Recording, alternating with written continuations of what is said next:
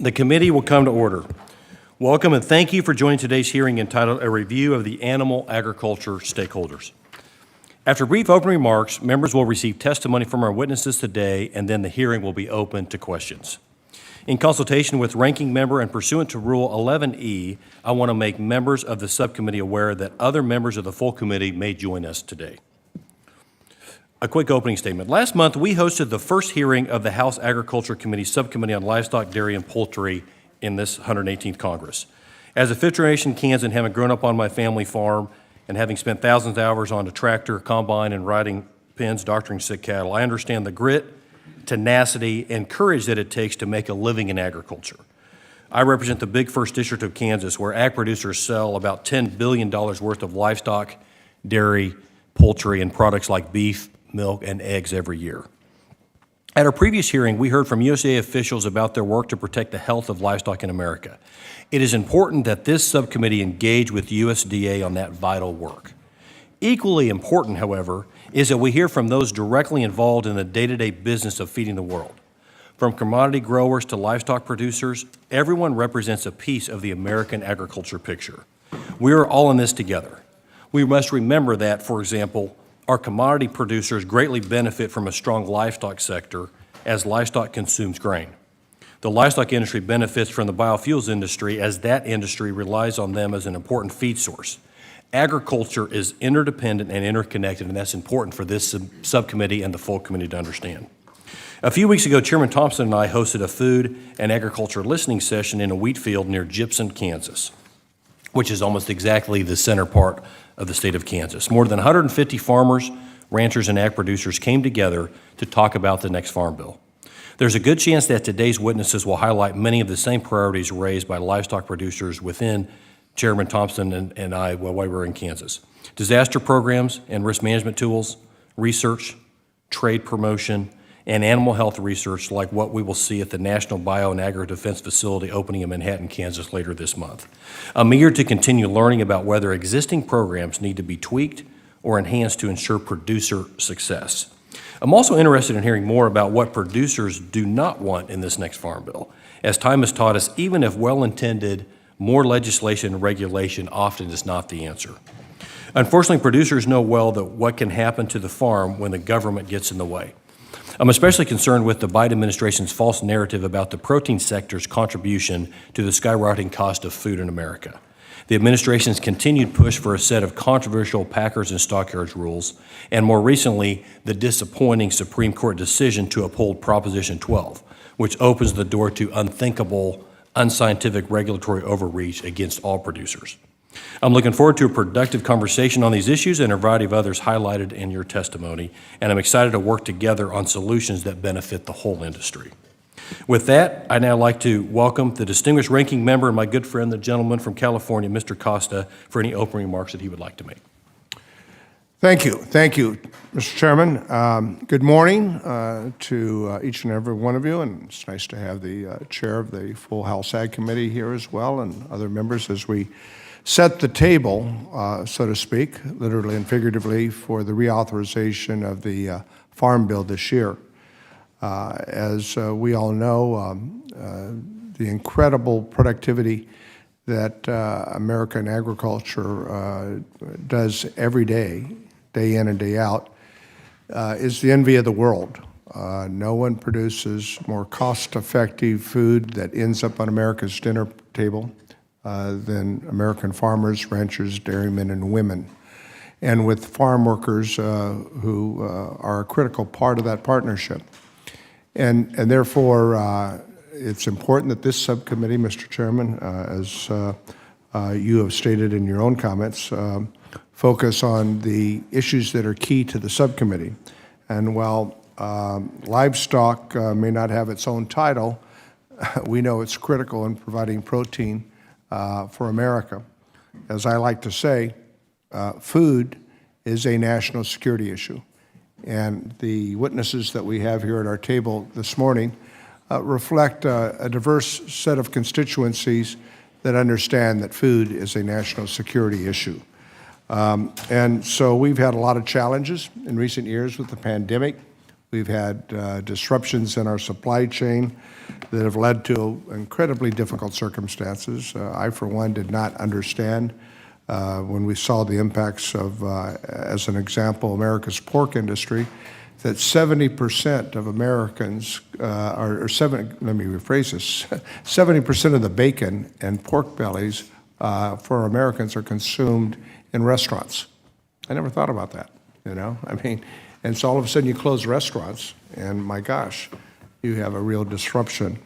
Well, we have recently seen a gradual increase in cattle prices for small producers. I think it's critical that we take lessons from the pandemic and ensure that livestock operations can continue to remain viable during economic downturns. I think that's critical.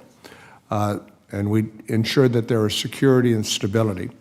I'm happy to work with members, as I always have, on a bipartisan effort through the number of farm bills that we are working on. This is my 4th farm bill reauthorization. And the stakeholders obviously are key, as the chairman noted, that we listen to what has worked and, just as importantly, what hasn't worked as we contemplate the next 5 years to set American farm policy in place. As a third-generation farmer, I know the effectiveness of many of the programs in the 12 titles, and that the importance that we maintain the bipartisanship. In California, as we all like to boast about our own states, but in California, obviously leading the agricultural state of the nation, we do a great deal in producing agricultural products at the farm gate last year, over $51 billion. $3 billion of that was in products that deal with cattle and calves. $7.4 billion was in the dairy industry, which we produce 20% of all the milk products in America. So programs such as the Livestock Indemnity Program, otherwise known as LIP, the Livestock Forage Program, otherwise known as LFP, don't get as much attention as others, but they are essential tools for our producers, especially as we see impacts from climate change that lead to more and more extreme weather. I think many of you know that we've had extreme droughts in the West. In California, it was dry, dry, dry. We prayed for rain. I guess we prayed really good, because the last 4 months it's been biblical. It's been biblical in the amount of rain and snow that we've had in California. And now we have floods. So, you know, it's one extreme or another. That's part of the root causes of climate change. So we need to support our producers to navigate the fallout from weather patterns that will continue to change, whether you're in the West, Midwest, or the South, or the Northeast. We heard last month from Undersecretary Moffett on animal health programs, which are critical tools to maintaining a safe and secure food supply. It's real important, I think, that we reauthorize those tools for stakeholders, such as the witnesses who will testify today. We want to hear from you and from the comments and the experiences your constituency have. So thank you, Mr. Chairman. I'm looking forward to the testimony as an essential part of us are putting together the reauthorization of this year's Farm Bill. I yield back. Thank you. I now recognize Chairman Thompson for any opening comments that he would like to make. Well, thank you very much. Good morning, everyone, and thank you to Chairman Mann, Ranking Member Costa for your great leadership and, quite frankly, for convening today's hearing. And more importantly, thank you to our witnesses who have taken time out of your busy schedules, your families, your business, your farms to appear before us today, and I look forward to hearing from each of you. As a fellow Pennsylvanian, I am especially proud to have Ms. Lori Hubbard representing not only the sheep industry, but the Keystone State on today's panel. Lori, thank you for doing that. As Mr. Mann, Chairman Mann noted in a statement, my colleagues and I have had the opportunity to hear from a wide variety of livestock stakeholders in our travels all across this country. But given the size and diversity of the livestock industry, I'm glad that we're making time for a deeper dive into the issues facing the industry's various segments. Especially as we head into the Farm Bill, we need a full picture of on the ground, or quite frankly, in the pasture conditions, and an honest assessment of what is and isn't working to ensure that we appropriately arm producers with the tools they need for success in the coming years. And with the impending expiration of the Livestock Mandatory Reporting Program, or LMR, I also look forward to your thoughts on any necessary programmatic changes and the possibility of a multi-year reauthorization to provide longer-term certainty. And just as much, I want to hear your priorities for inclusion in the upcoming legislation. Sometimes I know it is even more important that Congress understand what you want kept out and why. So I also welcome your expertise and wisdom on avoiding legislative pitfalls as we navigate this process. Speaking of pitfalls, the livestock and protein processing sectors are no strangers to unwarranted regulatory assault.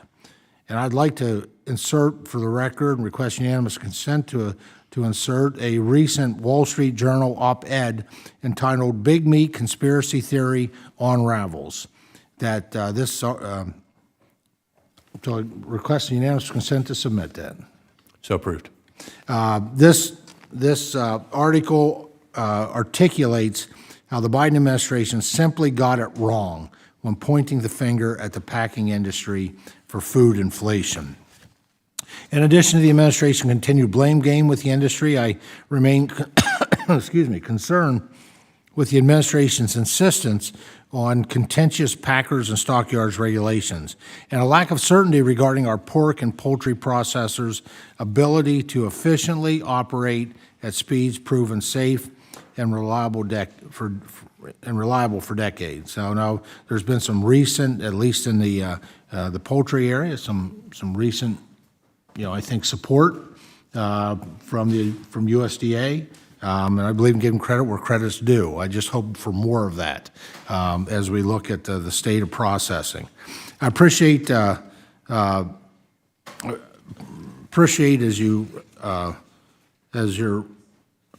appreciate your partnership. Let me see. Well, I appreciate your partnership as we continue to explore potential solutions to these and a variety of other issues that will surely be highlighted in today's discussion. Thank you. With that, I yield back. Thank you. The chair requests that other members submit their opening statements for the record so the witnesses may begin their testimony and to ensure that there's ample time for questions. To introduce our first witness today, I'm pleased to yield to our colleague, someone who's no stranger to this subcommittee, the gentleman from South Dakota, Mr. Johnson. Mr. Chairman, thank you, and it is an honor that today's panel is bookended by South Dakotans. We first have Todd Wilkinson, who is the president of the National Cattlemen's Beef Association, and in a beautiful town out on the South Dakota prairie, De Smet, Todd Wilkinson runs a cow-calf operation, finishing and feeding as well, and he's practiced law for nearly 40 years. And Mr. Chairman, you cannot find a more respected voice in cattle country on these issues than Todd Wilkinson. And we also have Kelsey Scott from a beautiful town out on the South Dakota prairie of Eagle Butte. She's representing the Intertribal Agriculture Council, but she runs a direct-to-consumer beef operation. She really understands these issues, and she is whip smart and has taught a lot of us a whole lot about her world. It's an honor to have them both here. Thank you. To introduce our second witness today, I'm pleased to yield to our colleague, the gentleman from Missouri, Mr. Alford. Thank you so much, Mr. Chairman. It is an honor to introduce Scott Hayes, the president of the National Pork Producers Council today. Scott is a fifth-generation pork producer from Hannibal, Missouri.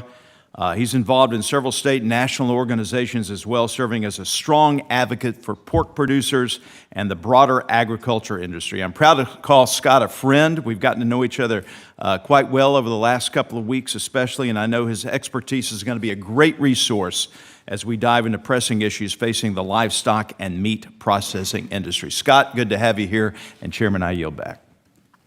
I thank the gentleman. Our third witness today is Mr. John Zimmerman, the Vice Chairman of the National Turkey Federation. The next witness is Mr. Brian Burns, the Vice President of the General Counsel for the North American Meat Institute.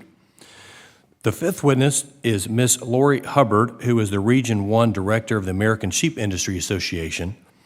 And as was mentioned, our sixth and final witness today is Ms. Kelsey Scott, the Director of Programs for the Intertribal Agriculture Council. Thank you all for our witnesses for joining us today. We will now proceed with your testimony. You will each have 5 minutes.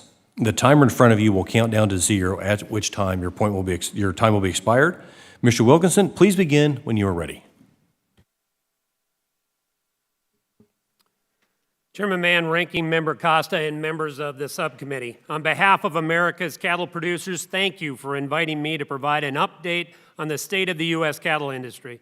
My name is Todd Wilkinson. I currently serve as president of the National Cattlemen's Beef Association, the oldest and largest national trade association representing the U.S. cattle industry. NCBA represents over 25,000 direct members and approximately 178,000 producers through our 44-state affiliate organizations. When I last appeared before this committee in October of 21, my report to Congress was bleak. Prices were low and cattle were substantially backlogged across the supply chain. Countless family farmers and ranchers struggled to remain profitable as cattle prices shrugged. Today, I'm pleased to report that the state of the cattle industry has greatly improved. Earlier this month, USDA's Livestock Mandatory Reporting Program showed an average fat cattle price of around $173 per hundredweight. When I was here last in 21, that figure was closer to $122 per hundredweight. I would be remiss if I did not underscore the fact that the entirety of this price movement we are currently seeing has occurred without the enactment of market-altering legislation.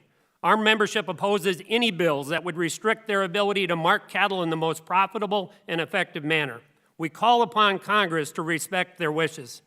While price environment for cattle has drastically improved over the past 2 years, the recovery has been bittersweet.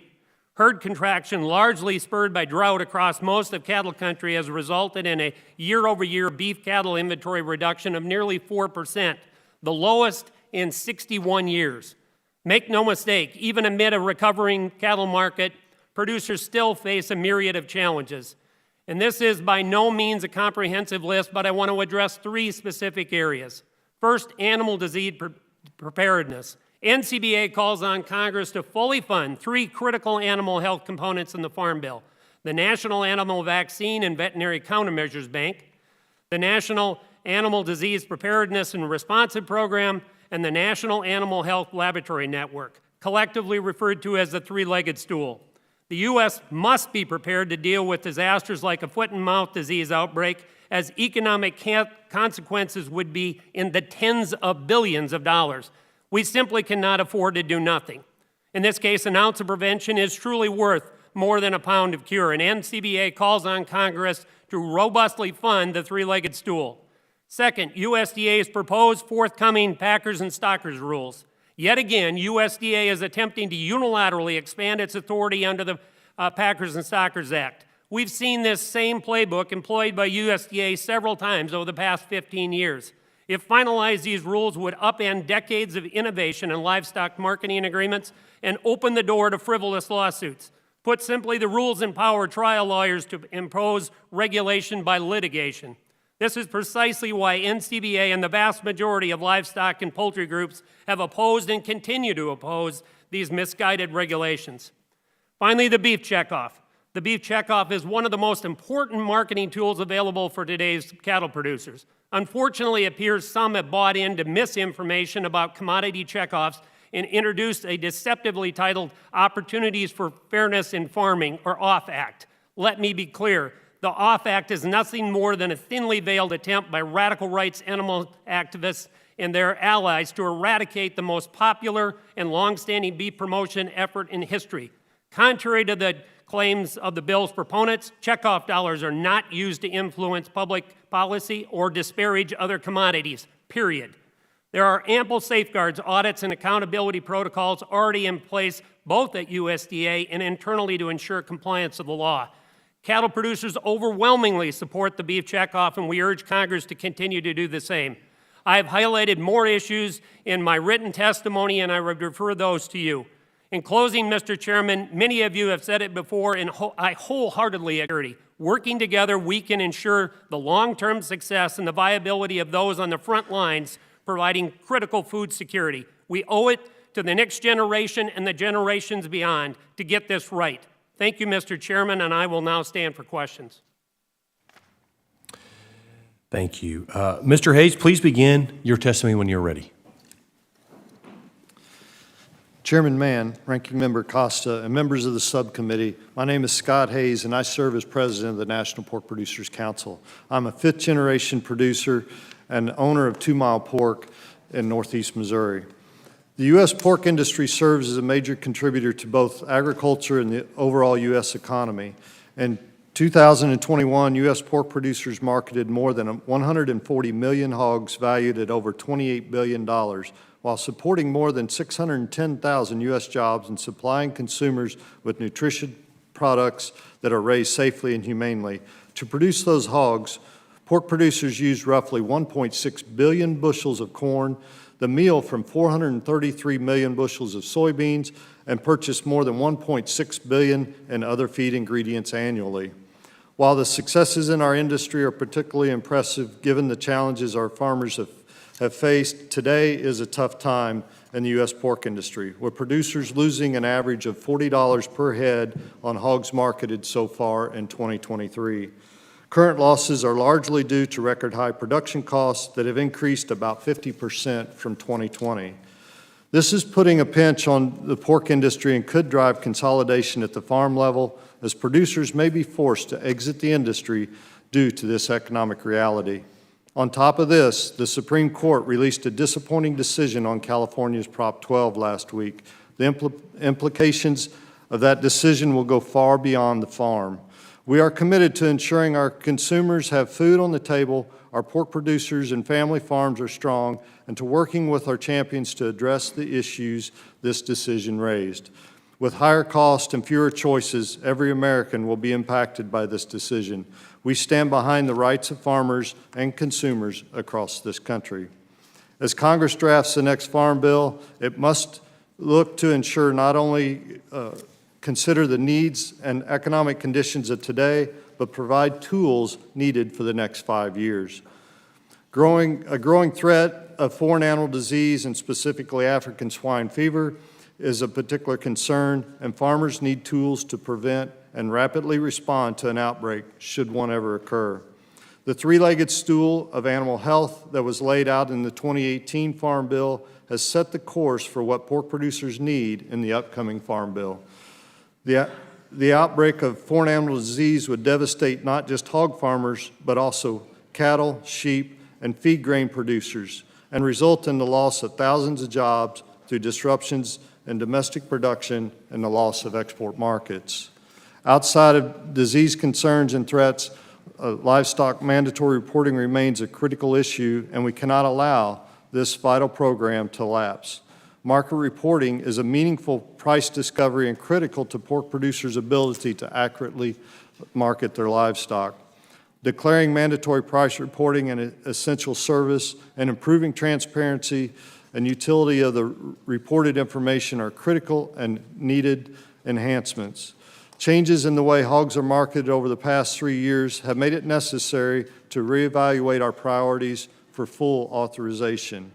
While MPPC believes that we can make meaningful changes to price reporting that would give producers greater transparency in marketing their livestock, we are also concerned about current efforts that would stifle innovation, reduce competition, and introduce significant legal and regulatory uncertainty. For these reasons, MPPC opposes the changes proposed under the Packers and Stockyards Act and asks that USDA work in the industry to find meaningful reforms that provide greater transparency for pork producers.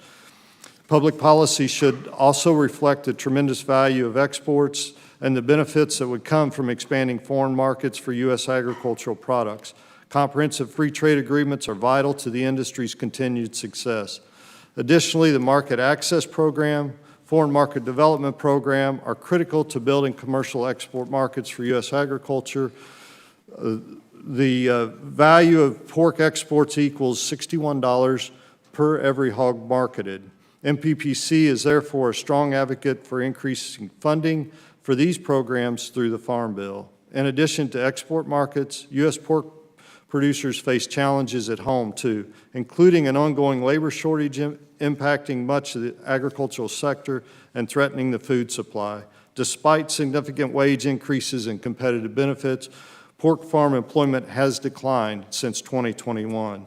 Thank you for the opportunity to speak to you today. I'm happy to answer questions. Thank you. Next, we'll hear from Mr. Zimmerman. Please begin when you are ready. Good morning, Chairman Mann, Ranking Member Costa, members of the subcommittee, and thank you for the opportunity to be here today. My name is John Zimmerman, and I'm a turkey grower from Northfield, Minnesota, where I also grow corn and soybeans. I also serve as the Vice Chairman of the National Turkey Federation, which represents every segment of the turkey industry, from growers like me to processors, breeders, and the allied companies. Last year, the turkey industry raised more than 216 million turkeys and produced 5.2 billion pounds of ready-to-cook turkey meat. We are coming off an especially challenging year, but the industry is determined to stay competitive and meet consumer demand in a crowded protein field.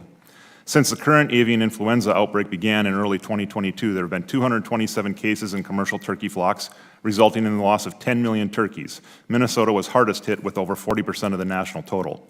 NTF appreciates USDA's coordinated response to the outbreak, including the indemnification program that has been an economic lifeline to growers, processors, and rural America.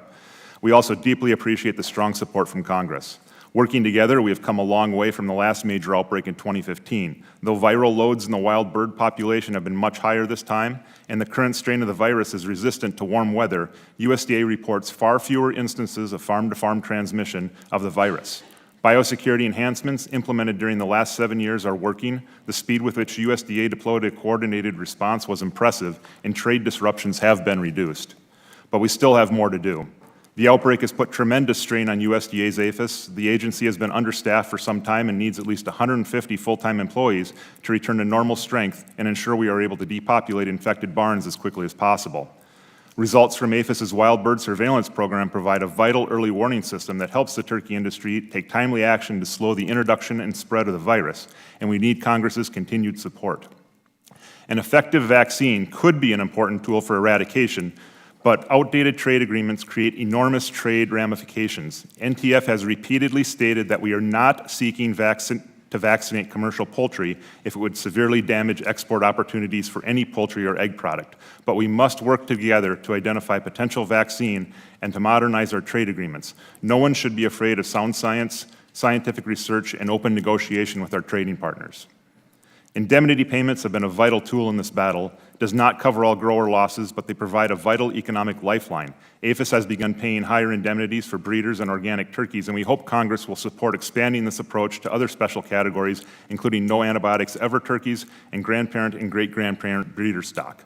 The upcoming Farm Bill can play an important role in battling HPAI. The 2018 Farm Bill created a strong program to combat foreign animal diseases by establishing a 3-tier animal disease program with mandatory funding, and legislation is being introduced in the House and Senate this week to highlight the 3-tiered program, and we urge everyone here to co-sponsor the bill, and we look forward to continuing our work together on the upcoming Farm Bill. These are not our only challenges, and I would like to touch on a few more. CO2 is essential in turkey production as a stunning agent and as a way to safely cool products in our plants. But CO2 prices have soared, and suppliers have invoked force majeure numerous times because of CO2 shortages. Almost every turkey plant has experienced at least one force majeure, and the industry has lost over 500 days collectively to shortages. Initial disruptions were driven by maintenance at CO2 processing plants, but the looming doubling of the 45Q tax credit for carbon sequestration in the Inflation Reduction Act is sure to exacerbate the problem. The turkey industry's commitment to food safety will always be our top priority, and NTF welcomes the exploration of new approaches to controlling salmonella, so long as the new policies are science and data-driven and likely to improve public health. In April, USDA's FSIS released a proposed rule to declare salmonella an adulterant in a raw chicken product. The agency also is conducting 2 risk assessments related to salmonella in poultry and preparing to draft a new salmonella policy for poultry plants. The risk assessment will provide valuable data, and new policy proposals may lead to advances in food safety regulation, but new regulations should not be proposed before the risk assessments are complete. USDA has also recently issued 2 proposed rules seeking to address what the department says are flaws in the current poultry production contracting process. The first rule dealt with contract transparency, and the second is designed to ensure inclusiveness in the poultry contracting. The first rule lacks a clear understanding of turkey production, and as a turkey grower, I can tell you this proposal does not benefit me or any of my neighbors. The second rule is far too ambiguous, clearly invites litigation, and will make it much more difficult for processors and growers to conduct business. We urge USDA to withdraw the rule. And finally, our industry continues to suffer from a lack of access to workers. Most turkey plants are located in rural, low unemployment areas, and to fully staff our plants, our processors need outside labor, including immigrant labor. Guest worker programs target only seasonal on-farm labor and non-agricultural manufacturing. The turkey industry supports immigration reform that will maximize benefits to the industry and ensure a strong immigration system that meets the needs of the U.S. economy. Once again, thank you for the opportunity to testify today on the state of the U.S. turkey industry and the issues impacting our businesses, and I'd be happy to answer any questions. Thank you. Mr. Burns, please begin when you're ready. Chairman Mann, Ranking Member Costa, and members of the subcommittee, thank you for the opportunity to testify today on behalf of NAMI, the North American Meat Institute. I'm Brian Burns, VP and Associate General Counsel at NAMI. Prior to my time at the Institute, I worked 20 years in the industry, both as legal counsel and head of environment, health, and safety at 2 different meat and poultry packing companies. NAMI is the oldest and largest trade association representing meat and poultry packers, both large and small. More than half of our members have fewer than 100 employees. Make no mistake, our industry is facing headwinds, both due to economic factors and due to recent court decisions, proposed regulations, and laws that will negatively impact our industry and thus the consumers and customers we serve. On the economic front, fed cattle prices are at record highs. Our pork processor members are facing declining wholesale pork prices, and some of our larger members have seen reduced earnings, have been forced to lay off employees, and have closed facilities. These market dynamics have unfolded exactly as 4 member company CEOs testified would happen before the full committee a little over a year ago.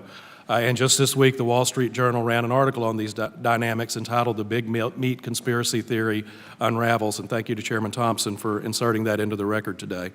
However, I want to emphasize that the industry is incredibly resilient despite claims to the contrary. Against challenges such as COVID, supply chain disruptions, labor availability, and the impact of drought, beef production set new records for 4 consecutive years from 2019 through 2022. Pork production has seen similar 4-year totals over the same period. The industry faces challenges on the judiciary, legislative, and regulatory fronts.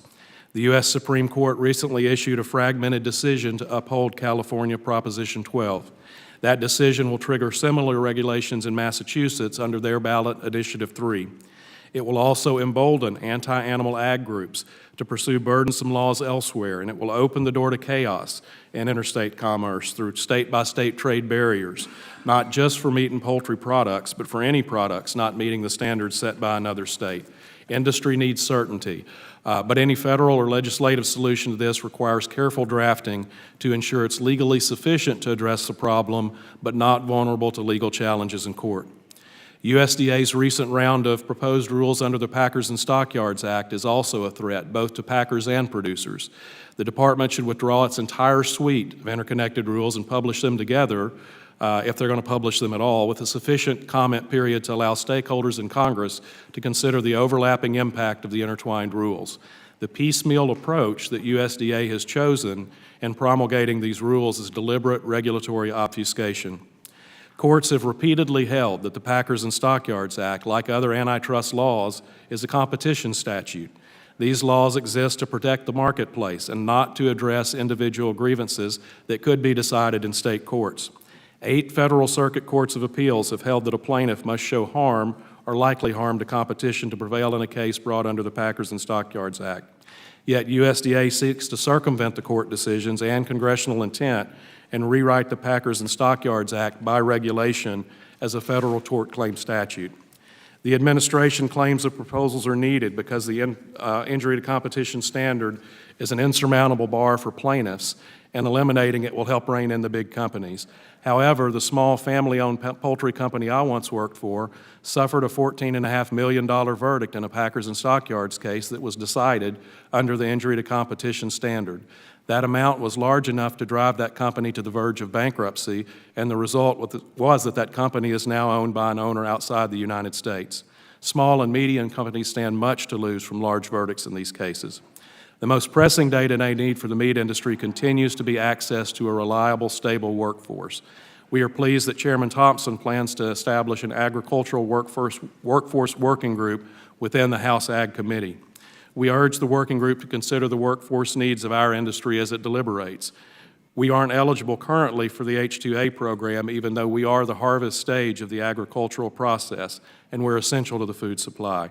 We would welcome the opportunity to be a part of the discussion so that a solution can be found that works for all of agriculture.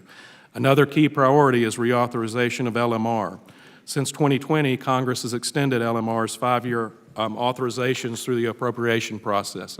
NAMI has since 2019 and continues to support a clean 5-year reauthorization of LMR. The meat and poultry industry is a critical part of the agriculture industry. It provides an essential, nutritious component of Americans' diets. Thank you for the opportunity to testify today, and I look forward to answering your questions. Thank you. Next up, Ms. Hubbard, please begin when you are ready. Chairman Mann, Ranking Member Costa, members of the subcommittee, thank you for the opportunity to speak with you today on the priorities of America's sheep producers. I raise sheep in Pennsylvania and speak today from my experience as a livestock producer, but also as a representative to 100,000 family farms and ranches raising sheep across the country. For the majority of sheep operations, this year continues to be a struggle. The cost of feed and literally every input on our farm is dramatically higher, which stretches our ability to cover our production expenses. I believe we are still working through the disruption caused by the pandemic. As a former director on the board overseeing the American Lamb Checkoff, I share firsthand the critical piece of our market that restaurants, particularly fine dining, represent. This customer all but disappeared in 2020, and sadly, many of those businesses have yet to return. 40% of our lamb went to fine dining before 2020, and today it is possibly only at 25%. We are pressing hard on our promotions at retail grocery as well as direct marketing of American lamb to strengthen demand. Last month, we completed the single largest marketing season of the year for lamb with Easter, Passover, and Ramadan holidays. While demand improved over 2022, it was not back to pre-pandemic levels. The commercial lamb feeding sector has been unprofitable for 13 consecutive months. Some feedlots were empty this winter as operators could not pencil their cost of gain for profit despite the lowest feeder lamb prices in a decade. We are fortunate that 2 lamb slaughter plants began operations in late 2020 and early 21 following the bankruptcy of the second largest processor. These companies promote more competition for our lambs, yet due to their structure, we remain lacking in price reporting. We fully urge the reauthorization of livestock mandatory price reporting and provide suggested changes to enhance the program's effectiveness. The first recommendation is to change or replace the 37020 confidentiality guideline. The current guideline is not required by statute, and current market prices have a relatively short-term relevance.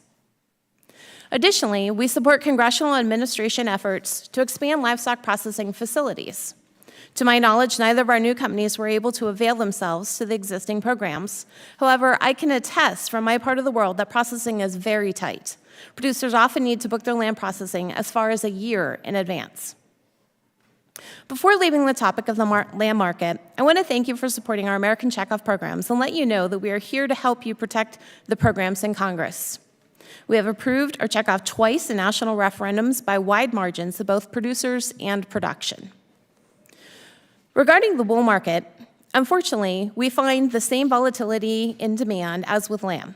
As you can imagine, the demand for wool suits, sports coats, and slacks has dropped dramatically with the remote work of recent years. This created a huge backlog of unsold wool in storage around the world, and our markets reflect that oversupply. The American Sheep Industry Association is the cooperator with USDA Foreign Ag Service and aggressively uses the export programs to market to the world's textile industry. Thank you for your support of the USDA export programs, and we strongly encourage increased funding in the next Farm Bill. I also ask your support to reauthorize the wool marketing loan. The program is designed to kick in when markets fall apart. After nearly a decade of no payments nationwide, when the wool market collapsed in 2020, the program reacted. For some producers, it is the only revenue available for wool this year. I do ask for your full consideration of updating the loan rates of the wool marketing loan program in the Farm Bill. The program was created in 2002 and currently reflects wool prices from 2 decades ago. As related in my written testament, I share 3 final priorities for the Farm Bill. We join our colleagues today with strong support of the animal disease prevention and management programs established in the 2018 Farm Bill. The Wool Manufacturers Trust Fund of the 18 bill is critical to our industry and the customers for American wool. And finally, the Sheep Production and Marketing Grant Program proved invaluable to our industry, replacing the lamb processing plant lost in 2020 and the commercial wool testing laboratory, and we fully support reauthorization. Thank you very much. Thank you. Next, Ms. Scott, please begin when you're ready.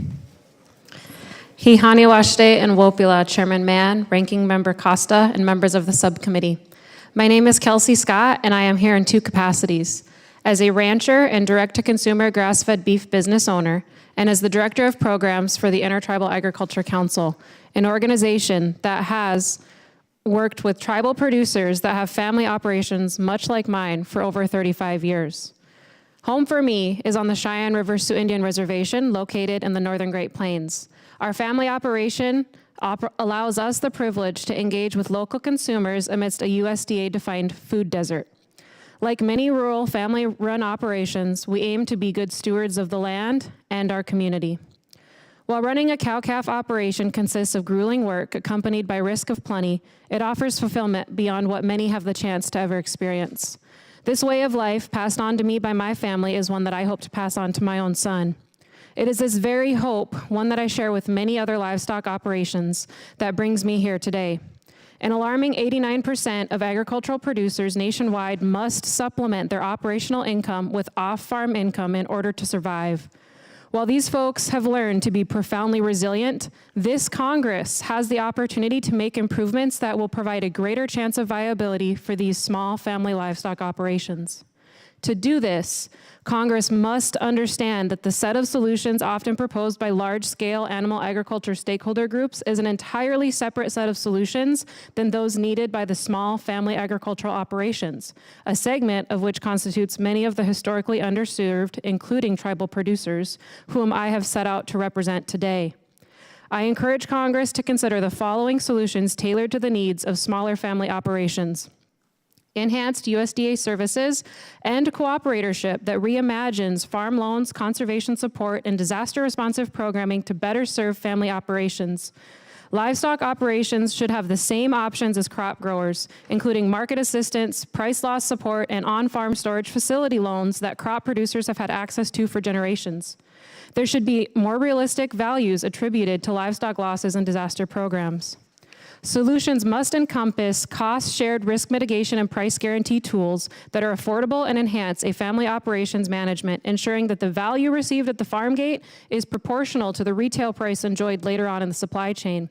Further, unrestricted and quality access to fair credit that models a greater appreciation for family operations as the multi-generational businesses they truly are will be vital to the future of small family-sized farms. A lack of access to credit is exacerbated by the lack of financial investments in the operational infrastructure that otherwise ensures family operations can continue to steward our most important ecosystems. We must urgently address just how powerless family livestock operations are when there is no diversified market opportunities and a lack of transparency in the marketplace. Livestock producers become victims to the demands of homogeneity and uniformity preferences that offer them nominal value but demand tremendous investment. Increasing market options and practicing rigorous, unbiased scrutiny of the industry monopolies that currently amass wealth at the expense of our livelihoods and sanity is long overdue. The decentralization of our food system demands scalable food safety regulatory requirements and increased remote meat inspection utilization. Keep in mind, this utilization does demand upfront capital and will require investment to support value-added production and retail market access. Finally, the actions this Congress takes to support smaller family livestock operations will require accountability when it comes to implementation. USDA cooperators will prove vital to informing agency discretion to best serve family operations. These priorities, if addressed, will not only strengthen this country's food security, but they will uplift rural economies by supporting living wages for family operators. I invite Congress to reach out to small family operators like myself to continue to inform how your decisions can enhance or impede our ability to stay in business. And I have faith that together we can build a future where my son enjoys a ranching livelihood, where his take-home pay is no longer best measured in meadowlark songs, sunsets on the prairie, and it'll get better promises. Wopila for the chance to be here to testify today. Thank you all for your important testimony and for joining us this morning. At this time, members will be recognized for questions in order of seniority, alternating between majority and minority members, and in order of arrival for those who joined us after the hearing convened. You'll be recognized for 5 minutes each in order to allow us to get to as many questions as possible. First, I recognize myself for 5 minutes. I'm concerned with the Biden administration's rulemaking under the Packers and Stockyards Act, including their proposed rules on transparency, inclusive competition, and market integrity. USDA has stated that its intent is to clarify that parties do not need to demonstrate harm to competition in order to bring an action under Section 202A and 202B of the Packers and Stockyards Act. These rules, if finalized, would profoundly alter the operation of American protein markets and have devastating impacts on the quality, efficiency, and innovation of America's animal agriculture. Producers would lose the ability to reap the financial rewards of their superior performance and product, and customers would be saddled with higher cost for lower quality goods. These rules are an egregious example of regulatory overreach that will harm producers and consumers alike. First question for you, Mr. Burns, and I know you talked about this a little bit in your testimony, but if finalized, what effect do you think these rules will have on the quality of animal protein available to consumers? You talked about the financial impact, but what do you see so far as the quality impact for producers and also consumers? Thank you, Chairman Mann, for the question, and we certainly agree with all of the statements you made within the question. I think the impact both on quality would be significant and on the price that consumers pay would be significant. Adding cost to the industry will result in higher food cost, and we're trying to recover from a period of historic food inflation, so adding transactional cost to the industry at this time would be a mistake for American consumers. And quality will suffer. If the industry cannot reward producers of the highest quality or niche or specialized products, there will be no economic incentive for producers to produce those products for us to be able to supply to our customers and consumers. Yep, thank you. Next question will be for you, Mr. Wilkinson. In January 19, 2023, USDA APHIS proposed a rule that would require electronic ID or EID tags for purposes of animal disease traceability and as a requisite for official interstate movement of certain cattle and bison. While I understand the goals here, it would obviously come at an added cost for producers in my district and across the country. In the past, APHIS has provided free EID tags and financial assistance for related infrastructure to comply with the regulation. Mr. Wilkinson, do you believe Congress should bolster USDA animal traceability efforts to further promote ongoing disease prevention, including mitigating the cost to producers and other entities like sale barns for compliance with the EID rule? Mr. Chairman, I believe if Congress doesn't proceed in that fashion, we're exposing the American beef herd to greater and greater risk. All we have to do is look to poultry and pork and see the risk that they are facing and what's offshore. The foot and mouth disease has spread across literally 70% of the cattle area in the world, and unless we have an effective system of tracing potential outbreaks, we run a serious risk of exposing our beef herd to disastrous consequences. America's cattle producers would welcome the ability of having assistance on the tagging, but the mood shift over the last 15 years in our industry has been remarkable. We have seen cattle producers say, absolutely no way am I going to tag my cattle, to, yes, I understand the importance of protecting the herd. The ability to do that is going to come through an electronic means. And not only do we think that it needs to get into the breeding herd, we feel on a goal it needs to get into all of the cattle sector. And that's not going to come without cost to the producers. They're willing to shoulder the burden of a lot of that, but we need some assistance. But yes, Mr. Chairman, it's critically important. Great, thank you. Last question with the minute I have remaining. Mr. Hayes, we heard in Mr. Burns' testimony today that Proposition 12 ruling will embolden anti-animal agriculture groups to pursue ballot measures in other states and localities, which would open the door to chaos for not only meat products, but many other agriculture and manufactured products as well. Can you elaborate on how this decision sets a dangerous precedent for interstate commerce and its impact on your industry? Thank you for the question, sir. what California used was the way some production practices don't meet their moral standard.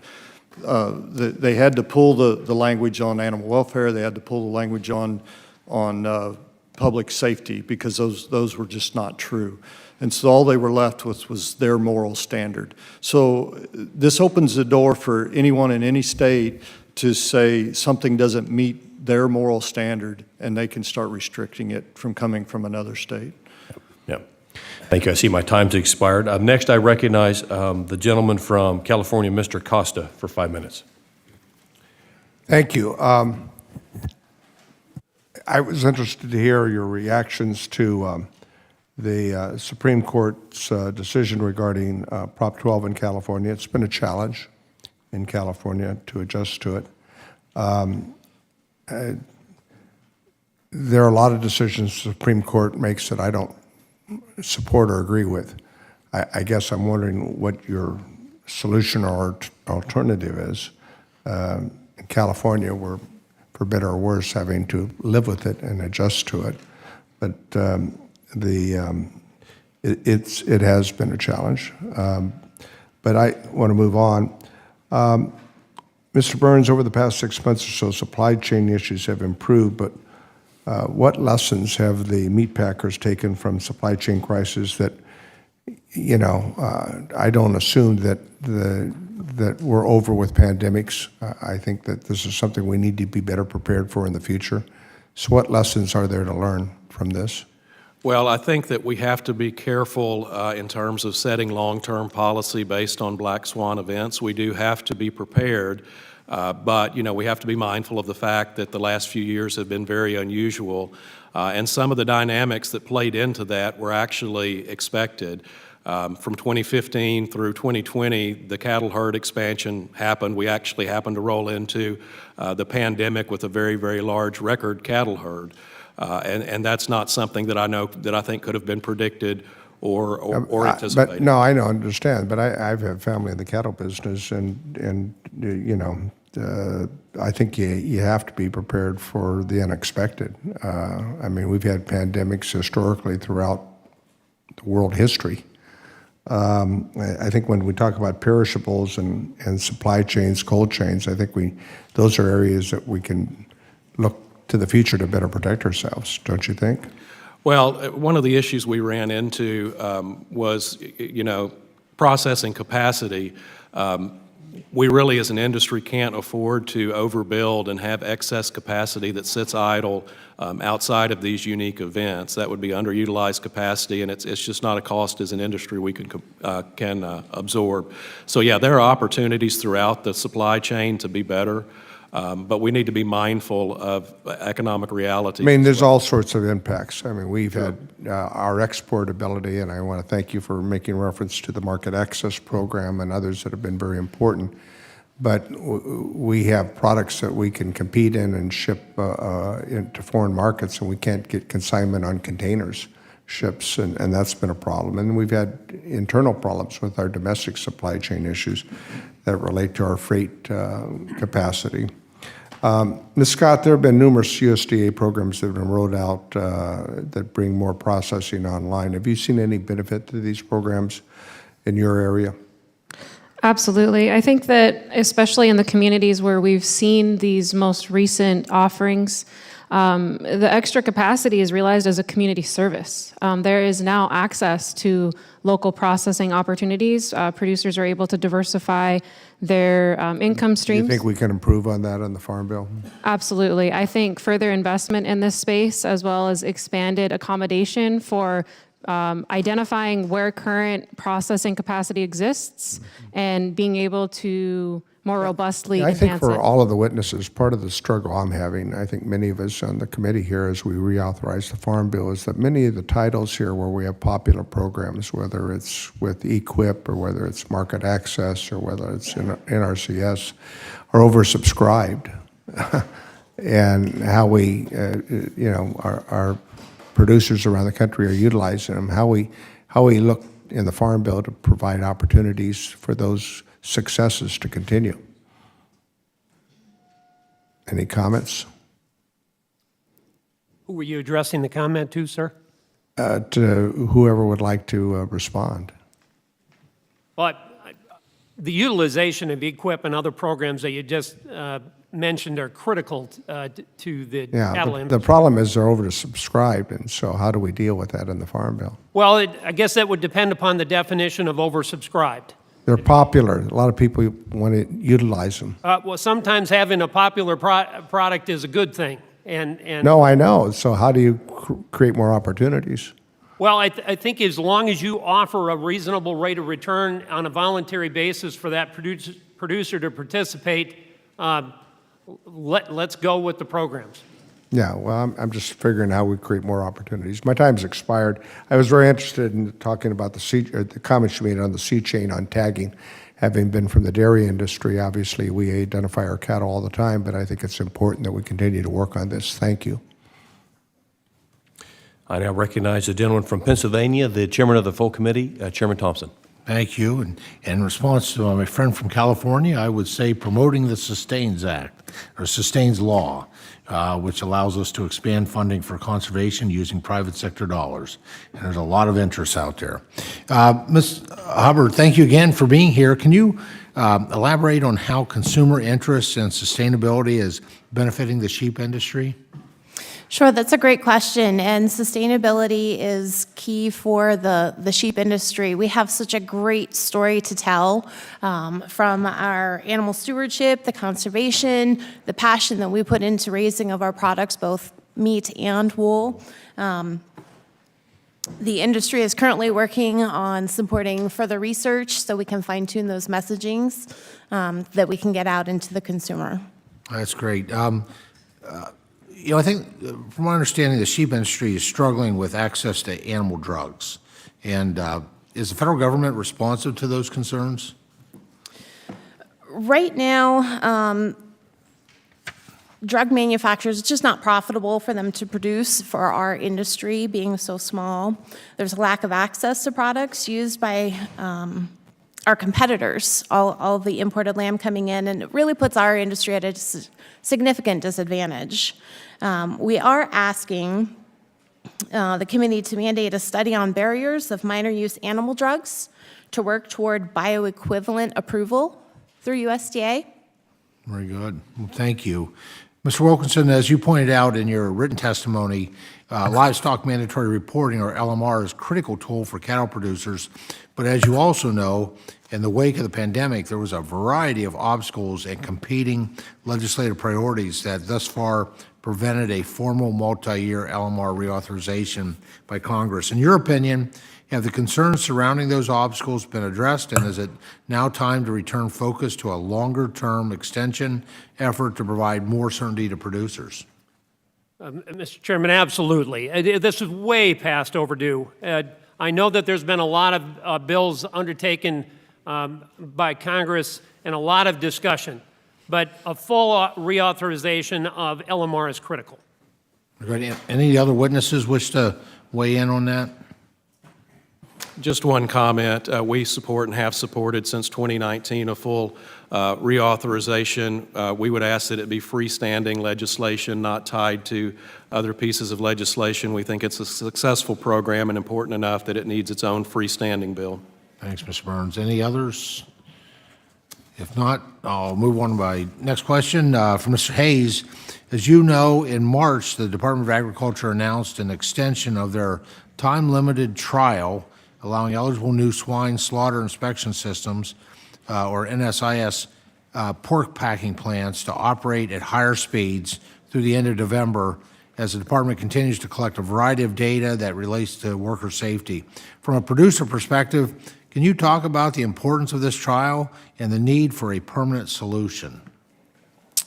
Yes, Mr. Chairman, the line speed issue is very critical to pork producers. We run very close on capacity when it comes to getting pigs harvested. So any change in the amount of pigs we can harvest per day has a great impact on the market price of pigs.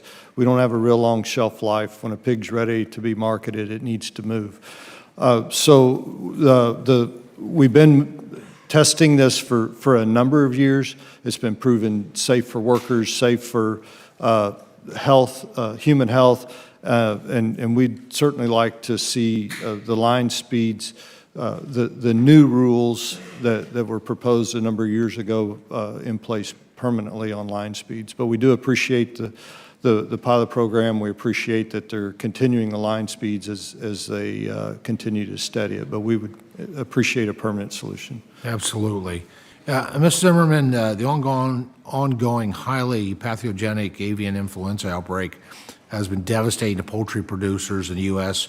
More than 58 million birds affected, ducks, turkeys, poultry, across 47 states, including Pennsylvania, all three of those types of birds. Can you walk us through how your organization has been working with USDA to address the outbreaks, educate producers and consumers, and enact protocols that will help prevent spread in future outbreaks? Thank you. As I said in my testimony, compared to the 2015 outbreak, we're doing much better, and we've had a lot of great lessons I've learned. The virus this time has has had some changes. It's more heat resistant. The wild bird population has a much higher viral load, but you can see there's much less farm-to-farm spread. And that's definitely because our increase in biosecurity. And our state and national organizations, along with APHIS and USDA, have been great in educating both the producers and the processors on how best we can manage our biosecurity practices to limit that farm-to-farm spread.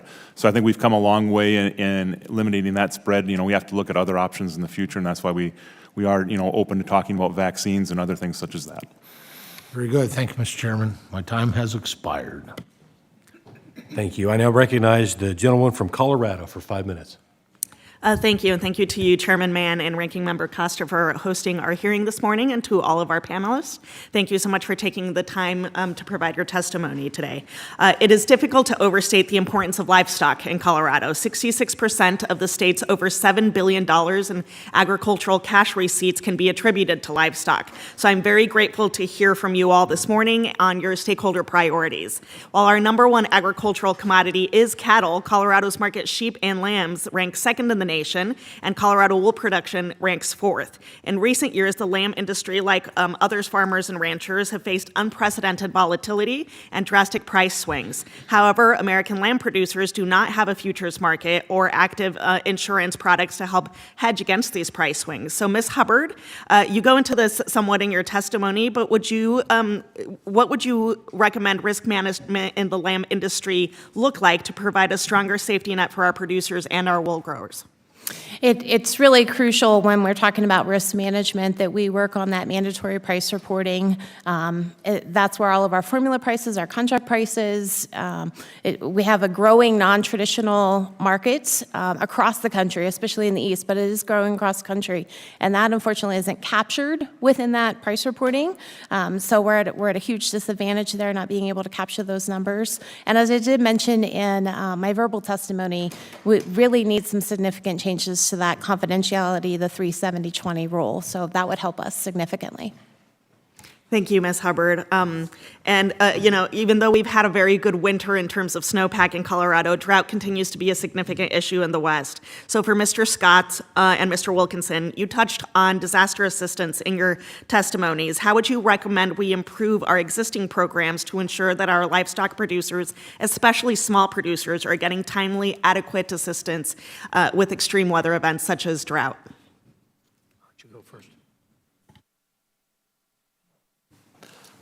I'm sorry, I thought you were addressing Mrs. Scott.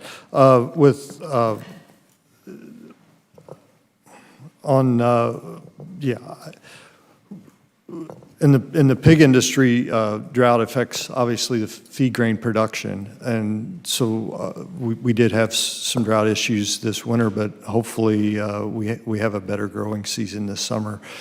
So that we rely on our grain producing partners for that, not so much for forage crop production. So I'll give back my time. Yeah, and I'm sorry, I apologize. I said Scott rather than Hayes. Mr. Wilkinson, any thoughts? Yes. Thank you for the question, because it is critical, and both on the forage side and on the grazing side, and the total amount of rainfall, and having those programs there have really benefited cattle producers in the past 4 or 5 years. And I've got to give hats off to Congress, because there's some programs that you put in place for cattle producers that have really been helpful. And continuing those programs and adequately funding those programs, our livestock risk protection program is critical. So thank you. We don't get to say thank you a lot, and in this case, from America's cattle producers, please continue that program. That is always great to hear. Switching topics again, for Mr. Burns this time, your testimony touches on how member companies contribute to educational opportunities, affordable housing, and childcare within rural communities in which they operate. I know that is a big part of what one of our producers in Greeley does. How can we better leverage private company investments in order to support, develop, and invest in our rural communities? Well, thank you for the comment on that. What we are seeking is more public-private partnerships on that. Our companies have made significant private investment. They care about the rural communities in which they operate, and most of our companies' plants are in rural communities. So perhaps the Farm Bill is an opportunity to look at increased funding to develop those educational opportunities, clinics, health clinics, anything that can improve the quality of life in our rural communities. We would certainly be in favor of more funding for. Those are things that are very much appreciated in rural communities like the ones that I represent, and so definitely interested in working on that. With that, I yield back my time. Thank you. I now recognize the gentleman from Tennessee for 5 minutes. Thank you, Chairman. In just over 3 years, President Biden's Environmental Protection Agency has released a slew of overly burdensome regulations that disproportionately impact rural communities and our nation's producers. For example, we've seen yet another expansive WOTUS rule, a proposed emission reporting requirement for on-farm animal waste, crippling national gas power plant emission standards that will further increase farm and ranch input costs, and increased oversight over thousands of animal feeding operations in the Chesapeake Bay watershed, setting a dangerous national precedent. Mr. Wilkerson, or any witness interested in weighing in, can you speak to the detrimental effects these type of onerous rules have on livestock producers and how uncertainty and compliance costs trickle down to the American consumer? Yes, thank you for the question. You know, the WOTUS field and the whole EPA approach on this has been troubling for America's ranchers and farmers. We go from the Obama administration with a series of rules to the Trump administration with a series of rules to the Biden administration with a series of rules. And unfortunately, America's producer is left out there trying to figure out which way to go. And we can't be dealing with these constantly changing rules from the EPA. That we feel like we're being attacked. And to try and make our operations go forward, we need one set of rules. You can't keep changing the rules. It's like playing a football game and tying your hand behind your back. So we need to move forward with one set of rules, and we ask that Congress consistently apply the rules and don't give us a mixed signal constantly. Yeah, well, certainly that would be helpful. Any other witnesses like to comment on this? Just a brief comment. We support everything Mr. Wilkinson says with regard to the WOTUS rule and the uncertainty that has existed on that front. And we, too, have felt somewhat under attack by EPA. They are currently engaged in a process to revise effluent limitation guidelines for meat and poultry processing facilities that are going to impose tremendous cost on those facilities that we don't think the agency has factored in. That's a big concern, and the recent change to the National Drinking Water Standard involving PFAS chemicals, we believe can have unintended consequences in terms of other agencies that tie their regulations to the National Drinking Water Standards. We don't believe that EPA has adequately sought input from those other agencies or has adequately sought input from industry. And finally, I'll mention we now have a second environmental agency, and that the SEC issued climate guidelines that imposed all sorts of environmental requirements, too deep to go into today, but we would suggest that the SEC stay in its lane and not try to become a second environmental protection agency and withdraw those rules. Yeah, well, I appreciate your thoughts. Anyone else like to comment? Yeah, the pig industry is proud of our record on climate and sustainability and the environment. And we'd just like for Congress to recognize that manure from a pig farm is a very valuable resource. It's not a waste. and we apply it that way, especially with the prices of fertilizer today. Pig farmers rely on that storage of manure to fertilize the next crop, and we use it very judiciously, and we don't need rules that restrict our ability to use it properly. Anyone else? Thank you for the question. I'd like to share that, just an underscore of the fact that we're not only meat protein producers for the country, but landscape stewards. A lot of times when regulatory enactment takes place, there isn't also the offering of opportunity to be able to update our resources such as infrastructure on family operations to be able to accommodate. One of the things that I'm really excited and hopeful for is the diversification of how conservation efforts are able to reach our producers through cooperatorship and through identifying more flexible, regionally adaptive conservation efforts to support our family operators. Good. That's it. All right, well, I hope the administration, the EPA, is listening to your important thoughts, and I yield back. I now recognize the gentleman from North Carolina for 5 minutes. Thank you so much, Mr. Chair, and to the ranking member. Thanks for bringing us together today, and to all the witnesses who are here. Good morning, and thank you for all that you do, in particular to help us not only feed and clothe Eastern North Carolinians, but Americans. I'm proud to support bipartisan common sense priorities for stakeholders here today, including the Beagle Brigade, as well as the combating illicit xylazine. Eastern North Carolina producers desperately need farm labor in terms of the workforce.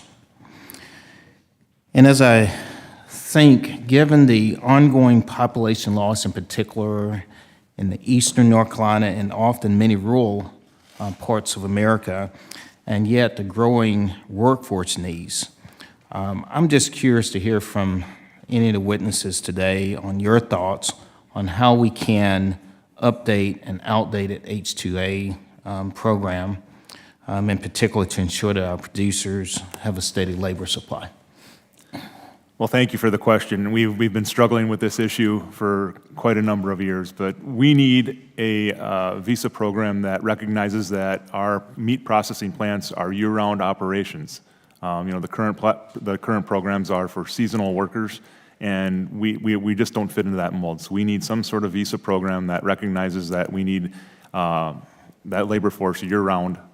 Would be the greatest change we could have. And I know it's a very contentious issue, but all our plants are struggling with 15 to 20% shortages in labor right now, and that affects me on the farm all the way through the processing plant. I took 3 years to find help for my farm, and I finally did find a person, but we can't operate successfully with this shortage of labor.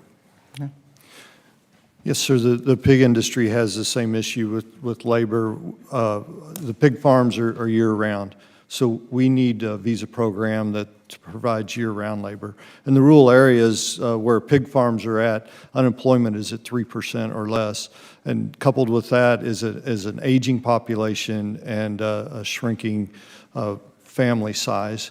So it's just, the labor's just not available. We pay very competitive wages. We provide good benefits. The people just aren't there. So we need a visa program that works for our industry the way it works. Yeah. And reform to the H-2A program seems to be a common sense approach to fixing that. Let me ask, what other potential reforms would you consider putting on the table that goes beyond just the year-round program? One of the programs that has been successful for us is the TN visa program through the NAFTA. An improvement in that would, currently a TN visa worker can bring their family up with them, but the family members are not allowed to work. So it would certainly help our rural areas if those family members could take some type of job in our rural community. Maybe it's not on the farm, maybe it's helping in our schools or working in our restaurants or whatever, part-time work. Just be able to do some work in our small communities that would free up labor for the farms. Because our rural communities are hurting for labor across the board. We're seeing reduced services in our communities and obviously seeing technology, you know, we have to order our own cheeseburger now like everybody else. Thank you. At least you're ordering a cheeseburger. With bacon. If I could, just briefly, I'd like to echo everything my colleagues said, but also remind everyone that the same issues apply within the plants, and the processing capacity is essential. We need year-round workers. Okay. Well, I do appreciate, those comments today. I'm very concerned and interested in how we deal with our workforce. So thank you for that. And we're getting close, Mr. Chair, to lunchtime, and that cheeseburger sounds pretty good. Therefore, I yield back. Bacon, yeah, bring me one, please. Thank you. I now recognize the gentleman from Mississippi for 5 I'm all about cheeseburgers. Mr. Wilkinson, in your testimony, you mentioned how CSP funding primarily goes to row crop producers. However, in my home state of Mississippi, we have seen a tremendous amount of interest and contract enrollment by our livestock producers, in particular our beef cattle producers. That is why I've authored a bill to restore CSP back to the 2014 Farm Bill level of $9 billion, as opposed to the 2018 authorized levels of $3.9 billion. My proposal increases CSP by repurposing dollars in the Inflation Reduction Act for conservation programs and reduces the burdensome environmental CSP IRA barriers to entry for producers created by the Biden administration. Can I get a commitment from you to work with me and my staff to look at this bill? And can you also elaborate on the value and the importance of voluntary incentive-based conservation programs such as CSP in the Farm Bill? Congressman, I think your last part of your question hits the nail on the head. Voluntary program is the solution, and absolutely the cattle industry is behind moving that idea forward. The idea of producers getting to select what they want to get involved in and then getting behind it with both feet, that's why you get things accomplished. Not a mandate, but a voluntary basis, and I absolutely hearken to your comments. Thank you, Mr. Wilkinson. To any of our producer witnesses, the Inflation Reduction Act authorized $8 billion for EQIP. However, the law removed the existing requirement that at least 50% of EQIP funding support livestock producers. How does this impact livestock producers' fair consideration for receiving contracts through the funding? Well, I'll take that first. I believe in the 2018 there was a direct set aside for a portion of that funding, and that was removed, and we believe that needs to be restored so that there is a direct allocation to at least the beef industry.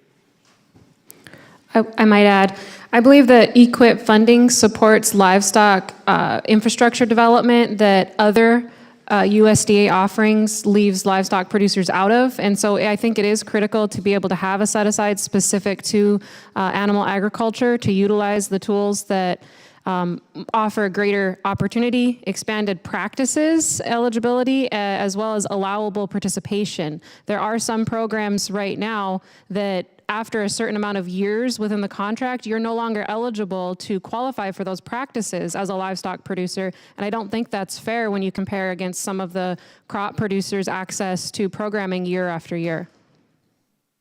Thank you, and I now yield the balance of my time to Mr. Bacon. Thank you. First of all, I appreciate Mr. Wilkinson's comments on WOTUS.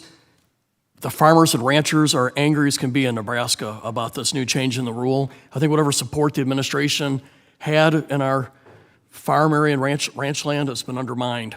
Also appreciate the comments on the foot and mouth disease. That was an initiative I brought forward in the last farm bill. I'm so proud of the progress that we've made. I have one question for Mr. Hayes. What is the status of the African swine fever? Are you seeing the risks and threats going up? Are we making progress? Thank you. Yeah, the status is it continues to move around the world.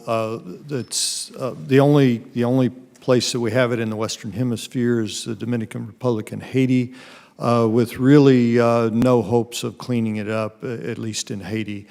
So it's going to be a threat there for a long time, and that's just too close to our shores. So our first priority is prevention. and we've made some great strides in prevention, closing some loopholes. I think you have the Healthy Dog Act ahead of you. That was one of the glaring loopholes that we had no idea about until we got to studying the problems. Made some big strides in identifying how long the virus can live in products that come to us from positive countries, and now we're storing those products at the coast for that period of time before they even move in to where the livestock's at. But beyond prevention, and the Beagle Brigade is huge for prevention. We're so proud of that program and what they're doing, and any expansion of that would be great, because an accidental introduction of disease is probably the most likely course that it would come in. We need to do some work on feral swine.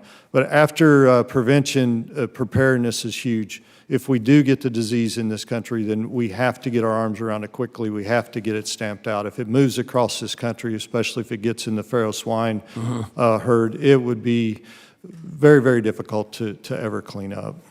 Thank you. I appreciate your feedback, and Mr. Chairman, thank you. Thank you, Mr. Baking, for your questions to the pork industry. Seems fitting. Well, now. I was asked today what my favorite steak is. Bacon wrap steak. There you go. Next, I'll recognize the gentlewoman from Hawaii for 5 minutes. Thank you very much. Obviously, we're all very hungry and looking forward to lunch now. Thank you to the panel for being here. I just returned recently from a trip back home to our 2nd Congressional District in Hawaii. There, I flew to 5 islands in 5 days and met with agriculture, ranchers, farmers, producers, stakeholders, and some of our most rural and remote communities in our country. During a very candid roundtable with our Hawaii Cattlemen's Council, they shared with me the real struggles and harsh realities that they face. Some spoke openly about the ability for them to maintain a way of life that goes back generations for them, being able to pass that on to their children, and how hopes were harsh as to that potential reality. Access to water, labor shortages, a lack of local processing capacity and inspectors, transportation costs. We ship and fly cows, as some of you know, thousands of miles away to be finished and processed in the continental United States. There's actually a plane that sits at the Kona airport that only flies cows for finishing. And having more than 90% of cattle from Hawaii sent to the continent for processing, only to come back to our islands more expensive than mainland or foreign beef for local consumption, is not sustainable from a food security, business, or environmental perspective. Furthermore, because of the limited processing capacity in Hawaii, processing fees can be more than 4 times what they may be in the continental United States. Ms. Scott, how can we increase access to mobile processing and small-scale processors in rural and remote communities through USDA programs? And what steps can the USDA take to improve access to inspection services for producers in remote communities? And how can we encourage scalable food safety regulatory requirements that may assist in smaller scaling processing? Thank you very much for the question, and I empathize with what the producers that you met with shared. The rural communities of Indian country face similar challenges. There's estimations that the meat in some of our grocery stores that could have been raised right out the back door actually has traveled 1,200 miles in order to be in our grocery store shelves, available for purchase by our tribal members. I think that, one of the things as small operators, we maintain predominantly closed cattle herds. We're able to utilize NRCS equipped cost sharing for cross fences, so we don't have cross herd contamination. We have all of these opportunities to mitigate potential for foodborne illnesses on farm. And if we had a more direct access to processing capacity right there locally, there would be regulatory concerns that we wouldn't necessarily have to encumber in the development of that more localized food system offering. In order for us as an operation to be able to produce at that direct-to-consumer scale, though, we had to plan out 12 to 24 months in advance to get on the books. So increased processing capacity is essential. There's also the need for improved infrastructure to be able to enter in and diversify. And it takes upfront capital. We were investing our off-farm income into the standing up of this food business.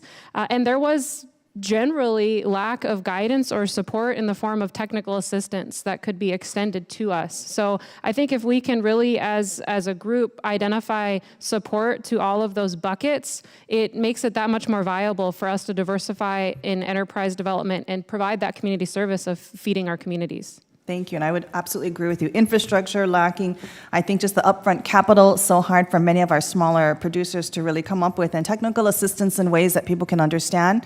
Even broadband access sometimes is hard for people to get in remote areas, is really important.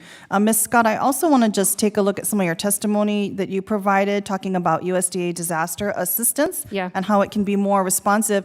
Do existing programs adequately meet the needs of small producers, and can you talk a bit more about what changes could be made at USDA to tailor the programs to family farmers and ranchers? In particular, I'm looking at the pricing index and how it does not fully compensate for production loss and cash flow issues many small family farms may face as they wait for assistance to arrive. Thank you very much for that question. I think one of the glaring realities is that the pricing index for my cow's calf is based on that calf's age or valuation at the time of loss. Only if it's above an allowable expectation for loss within my herd will I qualify for compensation. The issue being that my cow then falls out of production. So it's not just the loss of that production, it's the entire reproducing unit that my business has taken a hit on. And while that calf may have been born at that age, there has been investment up through the entire gestation of that animal's carrying of that offspring, and so that investment has already been made, but I'm not able to realize the value in being able to grow that calf all the way to the sale. And so figuring out how we can increase and access a more equitable valuation is crucial. Thank you very much. And as you know, this becomes a go, no-go situation for many of our farmers and ranchers. Thank you, Mr. Chair. I yield back my time. Thank you. I now recognize the gentleman from Alabama for 5 minutes. Thank you, Mr. Chairman, and thank you for our panel of witnesses for being here today. In Alabama's 2nd District, we represent cattlemen and broad swaths of the poultry industry. So disease outbreaks, overregulation in the industry, obviously labor shortages and supply chain bottlenecks make it difficult for my districts to survive sometime and to do business necessarily profitable. So we also have a lot of birds, Mr. Zimmerman, and so and I don't know if you know, I'm actually a poultry science major from Auburn, so I understand some of this industry pretty well, but I'm a little rusty. It's been a few years, but if you could, would you please explain the need for research and investment in poultry industry to combat these high paths we hear about? I'm sorry, the research investment? Yes, just explain the need for that, if you will. Well, it's been a coordinated effort between the state organizations, our national organizations, USDA, APHIS, and we've learned by experience, obviously. The 2015 outbreak has taught us tremendously, and the epidemiological studies that USDA did in the 2015 outbreak showed us what we needed to improve on, and that was biosecurity. And we did that, and we saw the results in that with very much decreased farm-to-farm spread in the 2022 outbreak that we were currently going through. Unfortunately, we're dealing with viruses and they tend to mutate, so we're constantly learning and constantly have to change our strategy and how to deal with this. I think we've come a long way with biosecurity, but we need to look at other things, and right now with the high viral load in the wild bird population, a lot of studying needs to occur to figure out, why do these birds have a higher viral load and why are they living while our domestic birds are dying from this virus, and what can we do to live with a wild bird population that seems to have endemic high-path avian influenza in their system. In the future, we talk about vaccines, and as I said in my testimony, we want to make sure, I think all the poultry groups are in agreement on this, that we will not pursue a vaccine until the trade issues are taken care of, and that there'll be no damage to our trade partners or trade agreements if we start to vaccinate. So research needs to occur on a vaccine. Hopefully we can differentiate between a wild strain and a domestic vaccinated strain, and then just how we would go about vaccinating the birds, whether it be small areas to stamp out an outbreak or a wider vaccination strategy. So I think vaccination is our primary research goal for the near future. Thank you. I didn't realize that it was in the wild populations. I had no idea that it was pretty prevalent there. So it's incredibly prevalent. I mean, the waterfowl, the ducks and the geese are our primary enemies. If I take my 8-year-old son to Disney World, we'll cross to the other side of the street if Donald Duck comes down the road. We do not want to go anywhere near That's those. also a good excuse to go duck hunting too, though, Mr. Zimmerman. Oh. No? Okay. So I'm going to change gears a little bit, and Mr. Wilkinson and Mr. Hayes and Mr. Zimmerman, I'm going to kind of ask you guys to address this. Could y'all describe how the USDA's proposed packers and stockyard rules will impact your members? And what, if any, role do you think Congress needs to play in that? Mr. Wilkinson? Thank you, and I'm glad you brought it up. The change, the proposed change to the harm to competition is really frustrating to a cattle producer, because you work all your life to improve your cattle herd to make yours a little bit better. That's what you're trying to work for. And now suddenly, because I'm getting a deal from Packer A that recognizes my improved genetics, we're going to have my neighbor be able to sue that packer. It's going to totally defeat the increase in the market, and we're going to go back to commodity cattle. We're going to be back to the 70s. Let's not go back to the 70s. Mr. Hayes? We have some serious concerns about lawsuits. The door this opens to just a number of lawsuits, which would increase our production costs. And also, we believe that the system in place today with the GOD and USDA provides the protection that producers need. We don't think we need another police force that looking over our shoulders that's out looking for violations. Mr. Zimmerman, got 38 seconds. We have serious concerns about the rules. Number one, it appears that USDA does not differentiate between different species of poultry, and the turkey industry is vastly different than the chicken industry. We have many different styles of contracts in the turkey industry. We have no idea. Many of our processors are cooperatives, grower-owned cooperatives, and we don't understand how this rule would affect a grower cooperative. And the second part of the rule dealing with inclusivity, it's so vague that we're not really sure who a market disadvantaged individual would be. I'm not sure. I'm a small grower. Am I a market disadvantaged individual?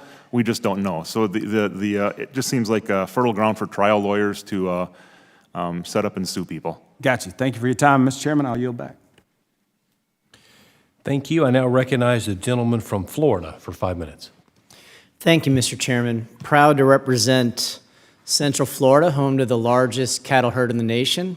Look it up if you want to double check on that. We do cow-calf operations throughout the region. Not only do we have cattle country, but citrus, blueberries, strawberries, and more. And proud that we preserve millions of acres for ranching, hunting leases, and environmental leases throughout the region, even as we were experiencing a lot of high growth. Mr. Wilkerson, Florida cattlemen have asked about more regional beef processors, and some finally are on their way.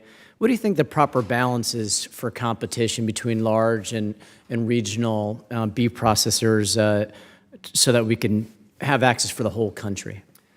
Yeah, and first of all, hats off to the Florida cattlemen. It's a great bunch of people down there, and they're doing a wonderful job with production down there. The level, I don't know if there's a magic number one way or another, but I will tell you greater regional competition gives us more competition in the market, and that's always a good thing. The concern we have is, are they going to have the staying capacity when the market conditions turn? And that's got to be part of the equation. So the cattle industry is all for greater regional competition because that means money in our pocket. Thank you. And how critical is this upcoming farm bill to the long-term prosperity of ranchers and of consumers?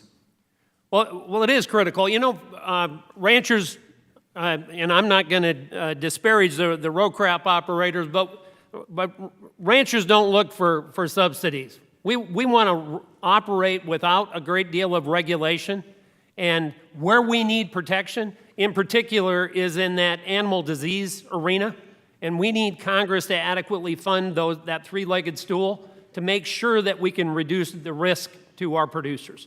So the vaccine bank is a critical part through the Farm Bill to make sure to fight off future diseases. Absolutely. Mr. Burns, would you say that the SNAP program is a key market for our meat producers? Absolutely. I believe all of the government programs are important markets for our producers. Do you think there's any way we can improve access for local ranchers and other beef producers to be able to participate in SNAP within their states? We're happy to work with our producer partners. They may have ideas on that as well, but we stand ready to work with them on anything that improves access. We've seen a limit on immigration because of COVID over the last couple of years and the farm workforce program. I realize that poultry and beef and others don't use as much farm workers as row crops, but has that been a source of barriers? Has that been a problem for our meat producers, a lack of labor? I would say prior to the pandemic, lack of labor was our biggest day-to-day issue. During the pandemic, it got worse, and it's not really fully rebounded. Access to stable, reliable workforce is our biggest issue, and one of the biggest problems is the current H-2A program and the seasonality aspect of it when we are the harvest stage of an agricultural process and we run year-round. So that program definitely needs to be expanded, and we would be happy to work with you to find solutions that address all of agriculture. And I'm glad you mentioned that year-round issue because I hear it a lot from our local cattlemen that it's not a row crop that comes out and then you need people for next year, which is why we had worked together on the Farm Workforce Modernization Act to create these 5-year visas where people can go and come back, obviously lawful immigration. So something I'm happy to continue to work on. And Ms. Scott, in past farm bills, were there any gaps in what tribal producers were able to benefit from and ways we might be able to improve on this farm bill to increase agriculture in tribal country? Yeah, absolutely. Thank you for the question. I think it comes down to offering of opportunities. What can livestock producers in Indian country actually qualify for, or what programs are designed specifically to reach their unique set of needs, which is often different. It often is needing to access some of the programming that was accessed by their non-tribal counterparts decades ago. But that programming has since come and gone. And so more locality and being able to diversify the offerings as it relates to conservation and other rural development support investment would be really helpful. In addition, continued enhanced quality of service and understanding of how to speak to some of the tribal specific needs. And I think that cooperators and local expertise within those county offices that represents the folks we're trying to serve in Indian country is really meaningful to that end. Thanks, my time's expired. Thank you. I now recognize the gentleman from Iowa for 5 minutes. Thank you, Chairman Mann. Thank you for holding this hearing. I want to thank each of our witnesses. It was incredible to hear and read your testimonies. I am from one of the largest ag districts in the country, and I got hit severely with really Prop 12, and this is what I want to talk about. The Prop 12 ruling, I would say it was a poor opinion, in my opinion, simply my opinion, allowing a single state to impose rules on the rest of America. Obviously, for my state and for my district, it imposes rules on the #1 hog-producing area in the country and along with the #1 egg-producing district in the country. This, to me, is a direct attack on our producers. I want to be very clear. Our producers treat our animals very well. They really do. I watch it every day. My in-laws are part of a livestock industry, and we take care of our animals. So this rule really, to me, is very counterintuitive. The ruling, to me, opens the floodgates for a lot more laws coming down the pipe. I mean, what's next? What does New York want to do? What does Illinois want to do? All of a sudden, you have these different rulings from different states, and now all of a sudden, the producers, the breadbasket to the world, got to follow each and every state. So my question, Mr. Hayes, how do you look at this as we move forward with Prop 12, and do you have concerns about what the future could look like and the uncertainty for our producers, especially when it comes to the unknown? I mean, we really don't know what's unknown out there. Yeah, we have a lot of concerns about the unknowns of implications of Proposition 12. Right now we're trying to protect consumers in California. We're trying to ensure that they have product, even though it's going to cost them a lot more for the same product. And we're trying to protect producers' freedom to operate. But we do have concerns moving forward. Like I say, these rules it's not about the pork industry. It's about everyone who produces something. And then it's also about being able to comply with so many different rules. I mean, I guess in theory we could have 50 different markets in this country if each state adopts its own rules. And that would just be devastating to every industry, you know, as far as being able to produce for those small markets and then segregate the product to go into them. Yeah, and that's what I'm afraid of. I mean, you literally could have 50 different rules for every producer, and it blows me away that we have interstate commerce, and yet the Supreme Court went down this path. And, you know, being the #1 producer of hogs and eggs, now all of a sudden it's going to cost millions of dollars for each producer to retrofit to get this done. And it concerns me not only with hogs and cattle, or hogs and eggs, but where does it go from here? I mean, cattle, you name it, and it's all touchy, feel-good stuff. Well, you know, let that chicken walk around a little. Let that pig, you know, they have no idea. They've never spent time on a farm. I guarantee it. You know, we as farmers or as producers, we understand what it means to take care of an animal. We really do. And it just slays me to have California saying, Iowa, this is what you got to do, and we know best. And you know what? They don't grow hogs in California, or even eggs. They don't have eggs. Why? Because they're so burdensome. It's just a frustration point for me. I want to talk a little bit about the export market. Obviously, we want to grow our export market, and unfortunately, our administration is doing a very poor job. It's like pushing a rope. I mean, we haven't had any free trade agreements in the last several years under this administration. But that's not what I want to talk about. I want to talk about cold chain storage. Again, when you start talking about pork, when you start talking about other commodities that have to be refrigerated, to get into the export space, especially in developing countries, we need more cold chain storage. Mr. Hayes, sorry to hit you again, but can you talk about the importance of developing infrastructure like cold chain storage and what that would mean to grow our pork exports and other egg exports? So obviously we need adequate storage to be able to put together orders to ship out of the country. I'm not sure I'm the best to speak on this, but I know the amount of product across the board in the meat industry is growing in storage, and the storage capacity certainly could be an issue. Absolutely. Thanks for the comments. I got 12 seconds left. I just want to quick note this. You think about Prop 12, you think about waters of the U.S., you think about the lack of exports. I mean, this is just crushing our producers in the breadbasket to our nation, to the world. And it's all because of this administration. Thank you. I yield back. I think I now recognize the gentleman from Connecticut for 5 minutes. I'm a lady. Gentlelady from Connecticut for 5 minutes. Thank you, Mr. Chairman. And thank you, Ranking Member Costa, for holding this hearing, and to the witnesses today. Thank you so much for being here. In Connecticut, dairy cows make up most of the animal agriculture.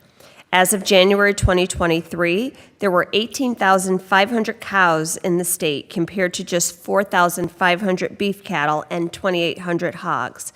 In the 5th District, 94% of operations are family farms, and 92% have less than $100,000 in sales value. Ms. Scott, in your testimony, you highlighted the ways in which agriculture policy often overlooks small farms. South Dakota and Connecticut are very different, but our small family farms face similar challenges. Producers in my district know how important it is to keep operations resilient. They are the leaders in climate resilience, but the assistance offered by the Farm Bill is often depleted before they have a chance to access it. My question to you, Ms. Scott, in your testimony, you spoke about your ancestors' stewardship of a robust, resilient prairie ecosystem. How does climate change threaten those generations of work, and what support can this Farm Bill provide to ensure that small family farms can survive the worsening impacts of climate change? Thank you very much for the question. I want to underscore some of the reasons why I believe that there is a shortage of young folks coming up in this growing age gap. relates back to how hard it is for family operations to grow their own children into being the next generation of farmers and ranchers to help to steward these landscapes. And I think we need to address that so that we can stop seeing that disruption and so that it is feasible for our own children to imagine themselves making a livable career operating on the land. As it relates to adapting with the climate, and I think that our livestock growers, especially those that are practicing regenerative grazing efforts, who are adapting with what is presented to them as natural disasters or weather events surface, really do a tremendous job of practicing that resilience and that tenacity, accommodating the woes that come their way. But if we could offer risk mitigation support to those individuals, such as accessing opportunity for price loss coverage or farm storage capacity or infrastructure support that would accommodate their ability to withstand the climate shifts, they can then have less disruption in their day-to-day management and stewardship that helps with stewarding these ecosystems to be more resilient to change and to offering the niche ecosystem offerings that our lands are intended to offer. Thank you. Two things you reminded me of, because I have seen many of our generational farming families where the children now are choosing different careers and leaving the family farm. So I'm a strong advocate for VOAG training programs so that young people can see the many opportunities that are available in this industry and really recognize how it applies to the talents and the gifts that they already have. And the second thing, many of my small farmers in Connecticut I have seen make voluntary shifts where they are on their own deciding that it is good for their economic, forward prospects if they make these, address these climate issues.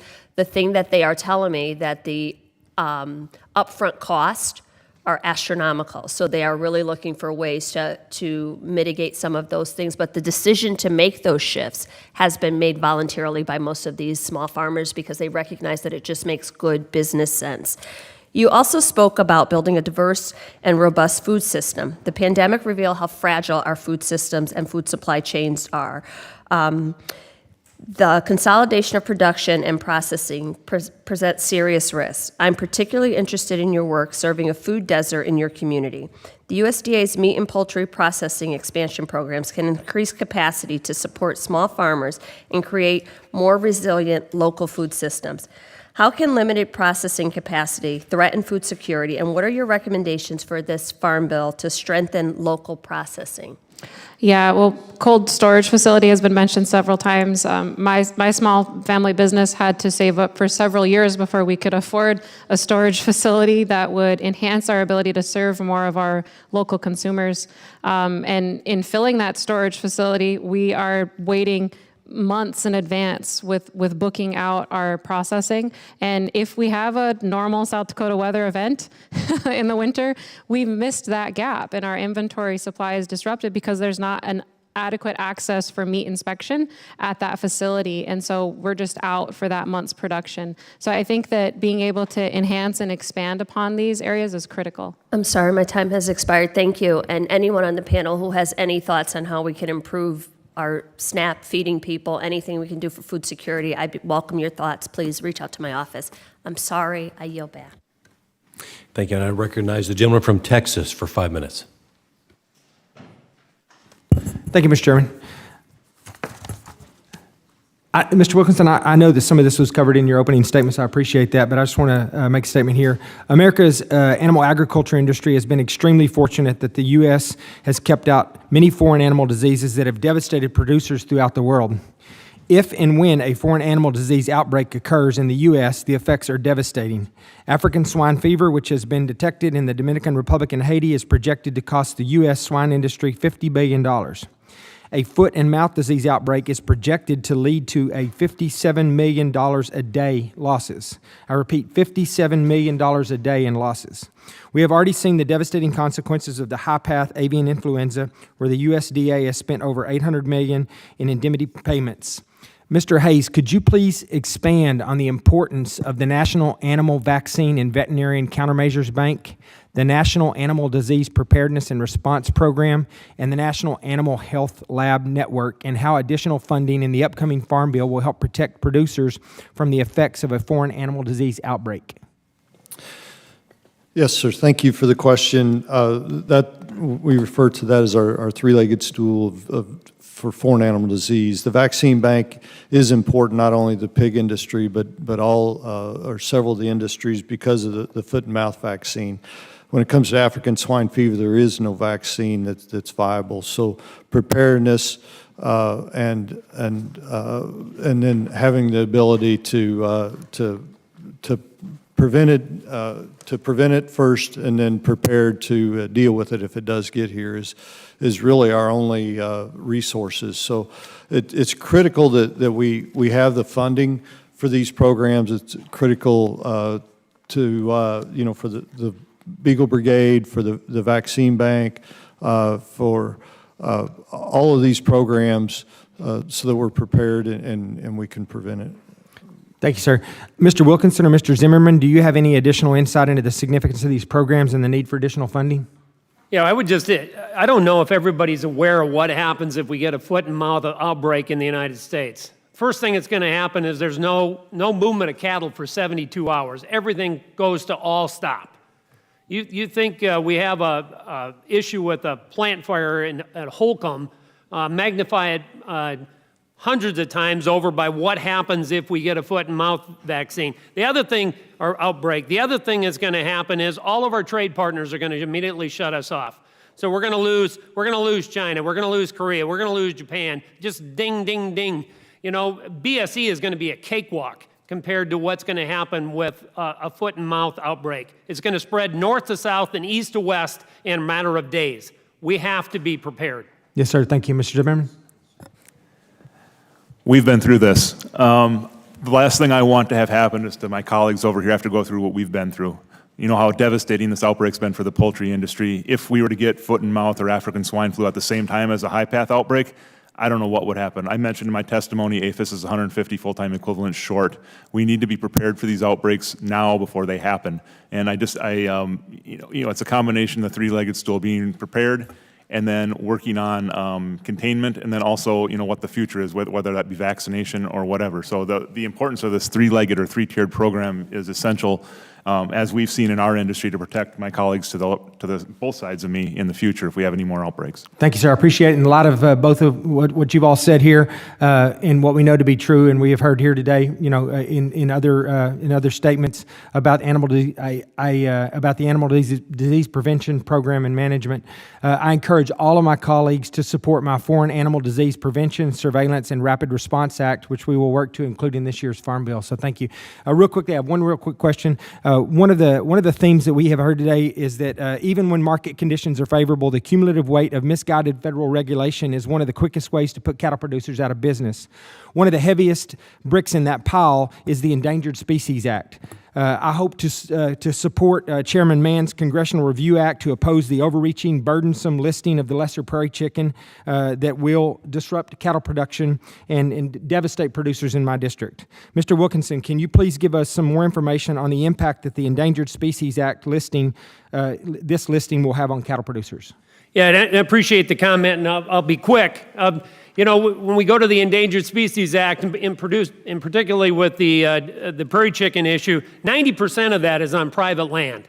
If you want to put cattle producers out of business, you try and regulate them out of business. And I guess if that's what's intended, that's what you're going to succeed with if it still proceeds in that fashion. You got to let the best conservation in the world do their job, and they'll get the production because they want their rangeland to produce, and that way you're going to have the best habitat for the prairie chicken. Yes, sir. Thank you. I'm out of time. Thank you. Thank you. I now recognize the gentleman from Missouri for 5 minutes. Thank you, Mr. Chairman. Good to be here. Thank you to all of our panelists and guests today, witnesses. Mr. Wilkinson, in your written testimony, you talk about NCBA's objection to the PRIME Act, but also state that you support removing regulatory barriers for small and regional meat packing plants. Specifically, you identify the DIRECT Act and our bill, the A+ Act, as more viable means of achieving the same objective without jeopardizing consumer confidence in the safety of beef. Can you elaborate as to why the A+ Act and acts like that are more tenable solutions than the Prime Act? Thank you for the question. And while I think the Prime Act is well-intended, the consequences of having uninspected meat going into commerce could be disastrous for the reputation of the cattle industry. The producer out there expects that their meat is going to be inspected, it's going to be wholesome and a hearty product, and we've spent decades building that reputation. The advantage of your act or the Direct Act, the A+ Act, still maintains that inspection process and gives us the best of both worlds. So I appreciate you bringing a product forward that allows us to get the meat into the commerce stream, but doesn't subject our consumers to any risk of uninspected meat. Well, hopefully we can get that through Congress. I appreciate your support on that. I know you talked about foot and mouth disease, and you were very impassioned about that. I want to delve in a little bit deeper now on the trade implications of that, should there be an outbreak. How programs like the vaccine bank, how would it impact our restoration time for foreign markets? How devastating could this be in foreign trade? Well, just look at BSE. There's a classic example. How long did it take us to get back into those Asian markets? It took years. We can't wait years. We just came through some pretty difficult times in the beef industry for the cow-calf sector, and if we lose those markets, we don't have the ability to sit on the sidelines and just deal with all of that meat coming just in the United States. Contrary to some people out there, we need exports, and our exports are phenomenal right now. And the ability to export is putting hundreds of dollars on that paycheck when it comes back to me as a feeder. If you cut that off, if you cut off those export markets, you're going to cut off hundreds of dollars that goes to the producers. And it's going to take years for us to get back into that. We don't have that time. Thank you, sir. Let's go from beef to pork. Mr. Hayes, I want to talk a little bit more about Prop 12. I know we've talked ad nauseum. I've been in another committee meeting, so some of this may have been covered. But I was very interested to hear what you had to say in your opening remarks. So I want you to put on your pork prognostication hat right here a little bit. What happens if restrictions like Prop B continue to be propagated across our country? What happens to the pork industry? It would be a real challenge for the pork industry. As I said earlier, we could have as many as 50 different markets to raise pigs for, and they very easily could be conflicting. Where you would have to pick a market. So I may be in a market that's profitable while my neighbor's in a market that's not profitable. But the real shame of that whole thing is the cost. So the consumer has to bear the cost of all that, upgrades at the farm, segregating the meat. And one of the challenges with, we don't eat all of the pig in this country. That's what exports do for us. We eat all the bacon, we eat all the ribs, but everything else, a portion of it gets shipped overseas. So the Californians are going to find out pretty quick. They have to bear all of the cost of Prop 12 on the small percentage of the pig that they eat. Thank you so much once again to everyone for being here today. This is a very important hearing as we put together the Farm Bill, and I yield back. Thank you. I now recognize the gentleman from Wisconsin for 5 minutes. Thank you, Mr. Chairman. I got to tell you, I have to continue along these lines of Mr. Alford, Mr. Feenstra, in reference to Prop 12. I do not think that the state of California should be able to control interstate commerce for the entire United States of America. I think that's an absurd proposition. And I just got back from California, and it just reinforced that. Sorry, John. Yeah. Hey, so Mr. Burns, what is do you think, the actual monetary impact that's going to happen? Because we're talking about 13 to 17% of the consumption of pork going out to California, additional potentially 2%. This is from your testimony with Massachusetts if they do something like that. So in hard dollars, do you have an estimate what that will cost your industry? I don't have a hard number for that yet. We're still working on assessing the impact of that, so I can't answer that directly, but I can tell you it's going to be very significant, and I would echo the concerns raised by our producer community. And also, I would mention that I think Chairman Mann captured the concern really well in the agriculture community a few days ago when he said today it's the pig pen and tomorrow it's the whole barnyard. Yeah. We need to be concerned not just about the financial impact on the pork industry, but also other species and, in fact, other manufacturing enterprises. Thank you for that. Mr. Hayes, are we importing hogs from countries that are at risk or have been shown to have African swine fever?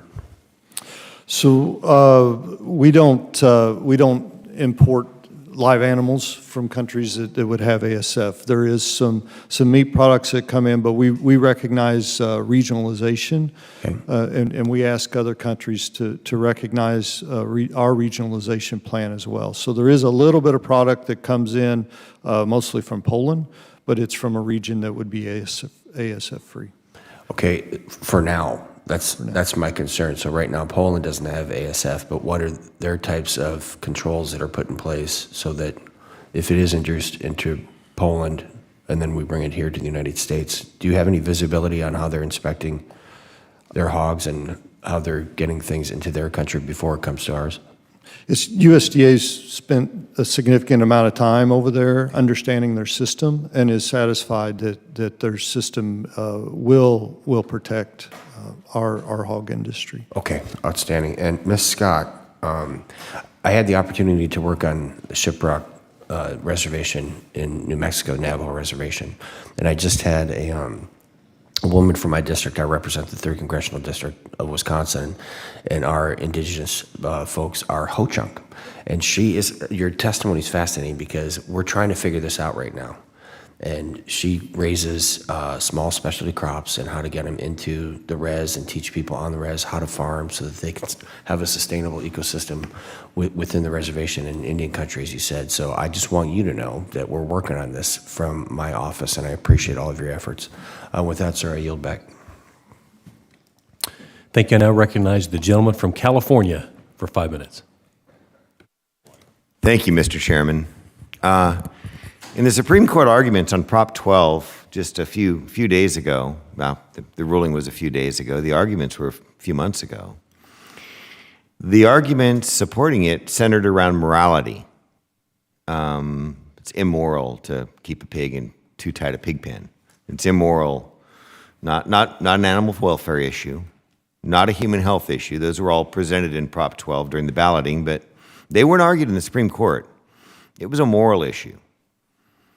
So I'll ask any of the panel that would like to chime, please compare, if you will, the morality of your pork production processes to take your pick. I'd suggest cobalt mines of 9-year-olds swimming in toxic water in Africa producing lithium-ion batteries for green energy fantasies.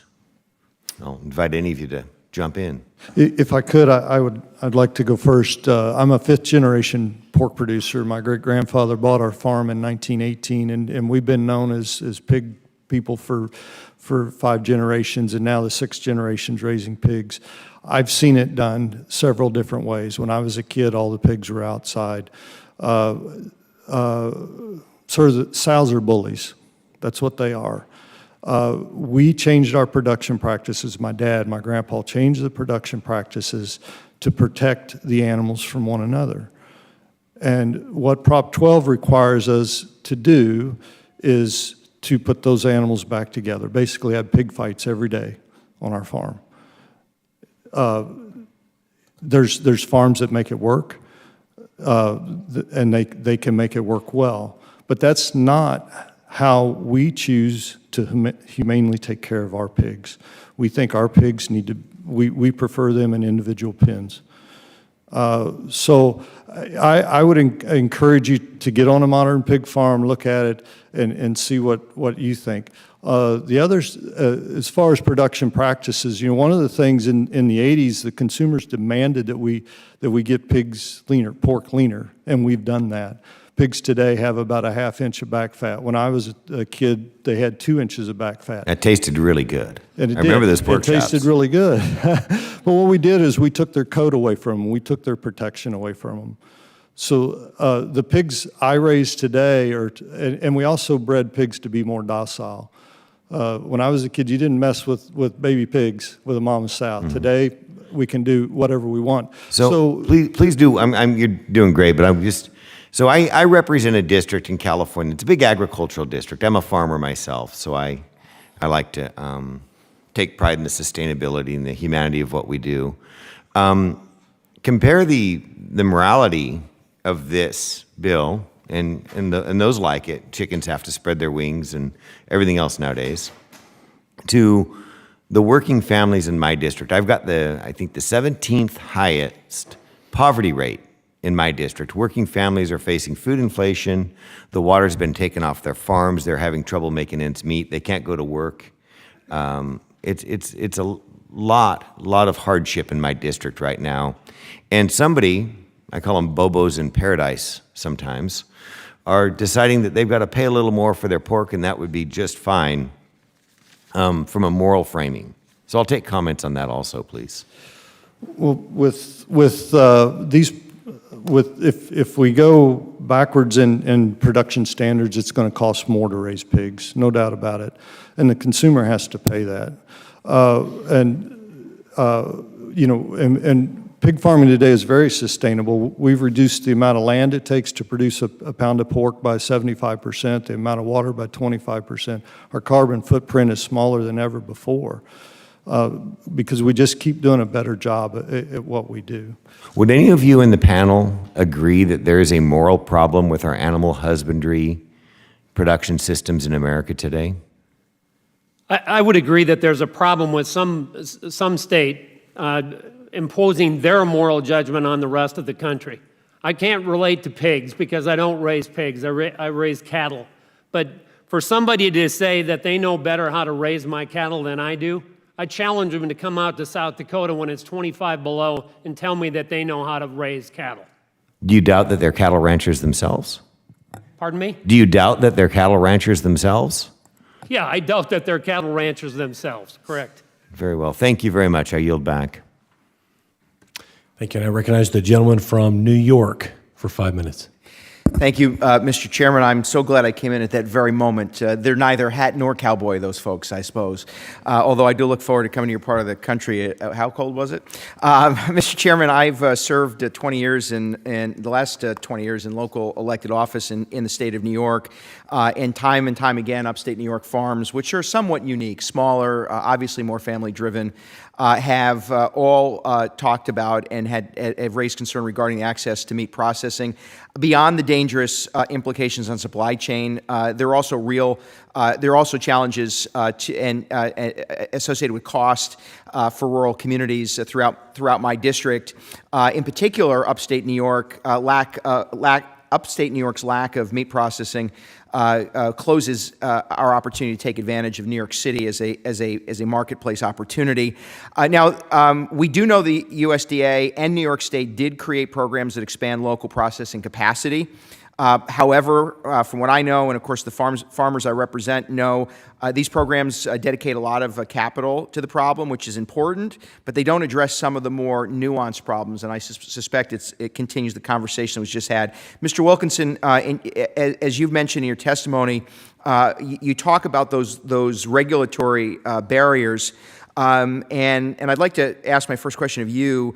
Like many states, New York in particular does not have its own meat and poultry inspection service and therefore relies on a very small number of USDA inspectors. And so beyond accessing capital, many small and custom processors don't wish to become USDA-inspected facilities due to lack of technical assistance, et cetera. Have you seen any progress in eliminating some of these barriers by the USDA, and are any of the USDA's recent efforts producing expanded local processing capacity? Yes, we actually have. And if anything came out of COVID that was a positive, it was the spotlight that got shown on how our system cannot handle everything. It just has to go through a major packing facility. And the regional and the small butcher shops The local processor, I would hearken back to the comments about having to wait months and months, if not up to a year, to get a slot to be able to process animals. It has become readily apparent that we can market our cattle in many respects through that local processing facility more quickly and at a better rate of return for me as a cattle operator. So we have seen some improvements, and I believe that that's going to continue. But I would also tell you that just simply throwing money at everything, which seems to be the course out here, isn't the answer to everything. Yeah, this government, and I would say respectfully, this administration thinks it's their money. It's not. It's the taxpayers. So to continue that, though, what would be the one thing that would move the needle a bit more to accessing processing capacity and I'll say, in smaller farm regions like my own? Well, I think that the Direct Act, the A+ Act are both really good starts at that, and I think that would help a lot. That, again, building the facility is not just the issue. It's the capital to run the facility and the labor to work in the facility. And having those things handled, everybody wants to put up brick and mortar, but you got to run the thing once you got it up. And that's what we need to deal with. Yeah, and I actually appreciate that only because it segues to what I know has been a topic of conversation today in your testimony, and certainly we understand it nationally, and that's the lack of access to labor force, workforce. And so just outside my district is a state of New York University, Cobleskill, New York. It offers training available to the public to offer hands-on courses for those interested in meat processing. It's a great program. However, it needs to be scaled. And so to any of you on the panel, so is there a method or a solution to scaling this kind of college level, I would say non-credited training capacity nationally? And anyone in my last 30 seconds, feel free to take the lead on that. I think that effort has been modeled in utilizing some of the federally supported initiatives, such as the federally recognized tribal extension program, right? Like the community extension efforts, which cooperate with land-grant institutions as well as tribal colleges, historically underserved colleges, to increase access to that knowledge base and to that curriculum. And we can look back at what has been successful and try to ensure that we model that pilot with this particular subject area. Mr. Chairman, without extending my welcome, I just would say the issue that challenges us is the connection between K-12 to that experience. We have the capacity, but we need to bridge the divide to encourage young people to do it. Thank you, Mr. Chairman. I think I now recognize the gentleman from Ohio for 5 minutes. I've been very patient. Thank you, Mr. Chairman. Thank you to all our witnesses, and I usually go last, so it's normal, but thank you again. Ohio is one of the country's leading producers of livestock, which represents about half of all Ohio agricultural production. Ohio farmers and ranchers raise more than 2.95 million hogs each year, 296,000 cows, and there are about 2,200 dairy farms in Ohio. Means to safeguard the nation's food supply against threats from foreign animal disease, fostering foreign markets for United States agricultural products, voluntary incentive-based conservation tools, and risk management are among the key Farm Bill priorities I'm hearing from our Ohio livestock producers. Among these, I wanted to call attention to the fact that if a foreign animal disease outbreak were to occur, it could immediately impact the agricultural sector, stifle needed food supplies, and curtail critical U.S. exports. As such, Farm Bill disease prevention programs are vital. Finally, as we work to meet tomorrow's livestock challenges, I would like to mention the work of Ohio State University's Agricultural Technical Institute, training facility which provides literally hands-on training in beef, cattle, dairy, and swine production, as well as the state-of-art skills to educate livestock leaders of the future. And I had a lot of questions regarding animal disease. I am not going to ask them now because our colleagues did such a great job in their tact, and you gave us great answers on those. But to Mr. Wilkinson, Ohio ranks 12th in the nation in number of cattle operations, supporting more than 12,300 jobs in Ohio. As you mentioned in your testimony, the Farm Bill authorizes several important USDA programs ranging from animal health to conservation, risk management, and trade promotion. Can you expand on these priorities, including conservation, beef checkoff, and reinforcement disaster programs? Yeah, and I would start first with the beef checkoff. The beef checkoff is a classic example of something that works. It was voted in by producers. It gives you almost a 12-to-1 rate of return for every dollar invested. And that doesn't happen very often. You actually put something in place where you can generate a 12-to-1 rate of return. And out of that comes some of the things that you're talking about. The research, the education programs that come out of there, the trade promotion issues. And yet we continue to have members of Congress that want to take a shot at it that are directly based on what I believe are animal activists that want to put us out of business. And to put in something that would defund a program that has been so successful is just ridiculous to me. And I don't understand how animal rights activists can get a member of Congress to substantiate that argument and to put it forward, because all it does is prove that there's an ignorant population out there that doesn't know what they're talking about when they're trying to defund the checkoff.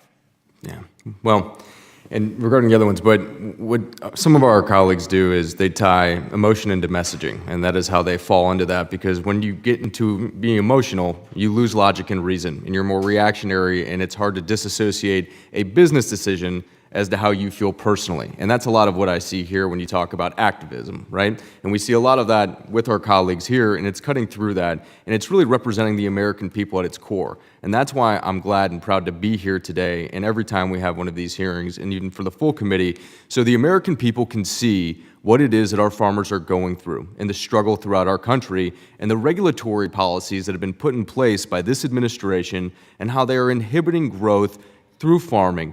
Food is national security. People say that all the time. I feel as if when they say that, it's cute fodder. They truly don't understand where we are within this country and the regulatory policies that have been implemented on you all, and you are the ones dealing with it every single day. So I thank you for your time. I truly appreciate all of you being here. Mr. Chairman, I yield back. Thank you. Thank you. Today's hearing has been a perfect example of why the livestock sector is so important. As I mentioned earlier, agriculture is all in this together. Our commodity producers greatly benefit from a strong livestock sector as livestock consumes grain. The livestock industry benefits from the biofuels industry as that industry relies on them as an important feed source. Agriculture is incredibly interconnected. To our witnesses, thank you for being here today. Those of us in Congress have heard you loud and clear. From lessening the burden of unfunded mandates on producers like the electronic identification tag rule to pushing back on the USDA's unnecessary packers and stockyards rules, and from supporting the three-legged stool to strengthening the markets for American protein exports and pushing back on the regulations that continue to threaten our industry as we know it. We have our work cut out for us. I look forward to working with you all on the livestock issues that are so important to America as we reauthorize the strongest farm bill yet. Under the rules of the committee, the record of today's hearing will remain open for 10 calendar days to receive additional material and supplementary written responses from the witnesses to any question posed by a member. I hope everyone enjoys their lunch today, which is grown by an American ag producer. This hearing of the Subcommittee on Livestock, Dairy, and Poultry is adjourned.